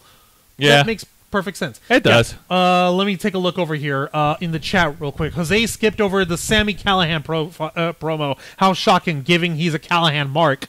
I'm not a Callahan mark. I never said that. No, I'm the one who makes fun of Sami Callihan. Yeah, Juan makes fun of Sami Callihan. I never said that I'm a Callahan mark. No, Jose likes Sami Callihan because, he likes his hardcore wrestling and stuff, and that's fine. Juan, shut up! Are you with me or not? I'm not with you nor against you, Jose. Go fuck yourself. Maybe later, but the point is, like, like, you can't really not support a guy who will have his own barbed wire ballpoint pen at a contract fighting to show how hardcore and bloody he is. Yeah. But at the same time, like, if it was... Okay, here's the thing. Well, we're you know what? Impact. I think now would be a good time for me to justify my it was choices. a joke he was saying. His age. Okay. And real quick, let's see. And they were using Celsius instead of Fahrenheit. You're right. Yeah. Q screen. Demore almost said like he was shooting on Bully Ray with the "You're alone" thing. It cut deep. Planet Q screen. Bully sounds worse than when Kurt Angle tried to smack talk John Cena back in 2005, 2006. Ha. Ha. And yeah, that was lighter fluid. Would have been used at the lighter fluid, but the fluid no sold. Better for Scott that anyway. Yeah, no, better to not get burnt alive. Yeah, seriously. Now, that being said, all right, so final thoughts. So this week's Impact Wrestling was actually pretty solid. The first match was kind of a disconnect. I wasn't thrilled about the roll-up finish for it, but it is what it is. And the main event, like, promo segment, like, the storytelling between Scott D'Amore and Bully Ray was so damn compelling. And, yeah, I actually believe, like... If I wasn't smart to the business, I actually thought that, you know, Scott D'Amore was going off script and he was actually shooting on Bully Ray in the middle of in front of everybody, in front of the whole world. And, of course, the match between Matt Cardona and Chris Sabin was friggin' awesome. All the other matches, like, they had other matches that were great, but this one actually had stakes. This one actually had something to contend for. And it's two major players, no, all the pun intended, fighting against each other in Impact Wrestling. And as far as the fight pit concept coming back for Mike Bailey and Kenny King, I'm all for it. I want to see the fight pit come back as long as we put away this nothing burger of a storyline. Like, seriously, I'm done. I want Mike Bailey to move on. Come on. And of course, you know, the Mickey James video was also pretty good too. It was touching. It was good. It was well emotional. produced. Yeah, it made me believe. It really did make me believe. Are we going to be seeing the end of Mickey James's career? Are we seeing the last rodeo? We will have to find out next week. Now, AEW's Dynamite, their show in Seattle, Washington, their first Dynamite in 2023, was actually a lot of fun stuff. A great opening match. Ricky Starks going over on Chris Jericho was definitely the right call. I mentioned Ricky Starks, baby. I made him a star, baby. Ricky Starks. And I think that Ricky Starks would actually be one of the biggest players in AEW that will help carry the company. Bryan Danielson also had a good match, but it was like a squash match. And, you know, of course he's going to win because, you know, he's the home state hero. He had a squash match against Tony Nese and challenged MJF for the AEW World Title in a 60-minute Iron Man match at Revolution. So that's going to be fun to look forward to. Like, while that promo segment was good, I thought the Hangman Page and Moxley segment was actually much more intense, especially the part where Hangman actually says he's going to dick kick the dick out of Moxley and throw it into dirt. Like, wow. Damn, that's pretty rough. That's rough, buddy. But at the same time, like, it sounds like they're just trying to see how many times they can get away with saying dick on TV. Yeah, and apparently during the promo segment, I forgot to mention is that, like, I know that Moxley's mouth was away from the mic, but he actually, like, the camera audio caught him saying the F-bomb twice on screen. That was fun. Wow. Yeah, I know. There was other great matches on the card. What's his face? AR Fox had a great Lucha Underground like match against Swerve Strickland. There was interview segments with Dr. Britt Baker and Saraya, and once again, like, their whole campaign of Dr. Britt Baker, like, fighting against all the ex-WWE women that are trying to take over they're trying to infringe on the women's division in AEW, and. Yeah, no, Saraya at this point, like, she needs to turn heel because right now, with what's going on, like, she is not being liked by the fans. Also, right quick in the chat, Planet Q Screen saying, I still don't like Bryan Danielson. LOL. So, okay, yeah, to each their own. Not the end of the world. It's all right. And Jen Pearson made it in here right as we're starting to wrap up. Jen Hello, Pearson, thank you for joining us at the tail end. Rewind. And yes, the main event between Darby Allin and Samoa Joe. That was such fun stuff. Darby Allin winning was definitely the right call to make, and I loved it. It was great. He's now a two-time TNT champion. Hopefully his second run will be a lot better than his first. Well, only time will tell. We'll find out. Who knows? Maybe Miro will come back and once again murder him. Yeah, right. Now, this week's edition of NXT was also fun. Apollo Crews and Carmelo Hayes had a great opening match, and then following that, Axiom had a good match against Trick Williams, and the main event segment with Grayson Waller and Braun Breaker was definitely a lot of fun, with Braun Breaker playing with the selfie camera, and the women's Pier 6 Brawl Battle Royal mess was definitely fun to watch. Juan, I know you love it. Pier 6 Brawl. Pier 6 Brawl. Pier 6 Brawl. And the Extreme Rules match between Alva Fire and Isla Dawn is so good. I loved it, especially the facials with Isla Dawn. Like, she's smiling maniacally, like, oh yeah, give me more of that pain, bitch. Real quick, Vicente saying it looks like Hikaru Shida will turn heel soon based on her reaction. I really hope not. I hope it's Saraya that turns heel. It makes more sense for Saraya to turn heel. But we'll see. But that being said, NXT was definitely a fun show, and I'm looking forward to seeing what happens in wrestling next week. So, some quick January announcements before we wrap things up. So, for next week's edition of Wrestle Rewind, I will be discussing the main event for AEW's Battle of the Belts, which is tomorrow night at 11 p.m. on TNT. And I'll also go over WWE NXT's TV special, New Year's Evil. Which, I know, Juan, I know you're tired of these TV specials. Those dumb names. Oh, my goodness. And let's not forget what we're doing January 15th, Sunday at 1 p.m. Absolutely. We're kicking off. We're starting off 2023 with our first subathon of the year. The Ravens Flock proudly presents to you Fast Six Furious. Heck yeah. Oh my god. Planet Q Screen was saying, Juancho, if I start chanting CoffeeZilla at a WWE event, I'll know who to thank for a new chant, so I don't just need to use Noodlehead for Dolph Ziggler. LOL. Thank you for that. Join us on Sunday, January 15th at 1 p.m. as we, the Motley Crew of Nerds, will be gathered, and we will be playing another round of Mario Kart. This time, we have more courses that's unlocked in the Booster Course Pass that has been released in 2022. Lots of racing, lots of fun. Remember that this is a subathon, which means that our goal is to pump those numbers up. We got rookie numbers up in here. We got rookie numbers up in here, and we know we could do better than that. And we're counting on you folks to help us out. Yes, indeed. And also, Los Amigos Play will be coming back this Saturday at 5 p.m. Eastern, and we will be continuing our playthrough of Bayonetta 3, and I'm looking forward to that. A third lap. My goodness, we only had 2 laps, and we put it on the shelf for over a month. Come on, man. Well, life. What do you want me to do? I know. Grimace. Hallmats. Hallmats. It's understandable. And, of course, tune into our main show, Saturday nights at 7:30 p.m. Eastern. We're the Motley Crew of Nerds. I keep saying that a lot. This is the third time, I think, where we will be discussing with you all the topics that's been going on circulating in the world of nerd and geek culture. Every week, whether it's busy or slow, there's always something to talk about, and we'll be here to discuss with you. That being said, Juancho, ring us out. All right, so the match is over? The match is over. Ring us out. And plug us away. All right, don't mind if I do. Ladies, gentlemen, boys and girls, children of all ages, and everybody in between, thank you for watching this week's live stream edition of Wrestle Rewind, hosted by Jose Casabona,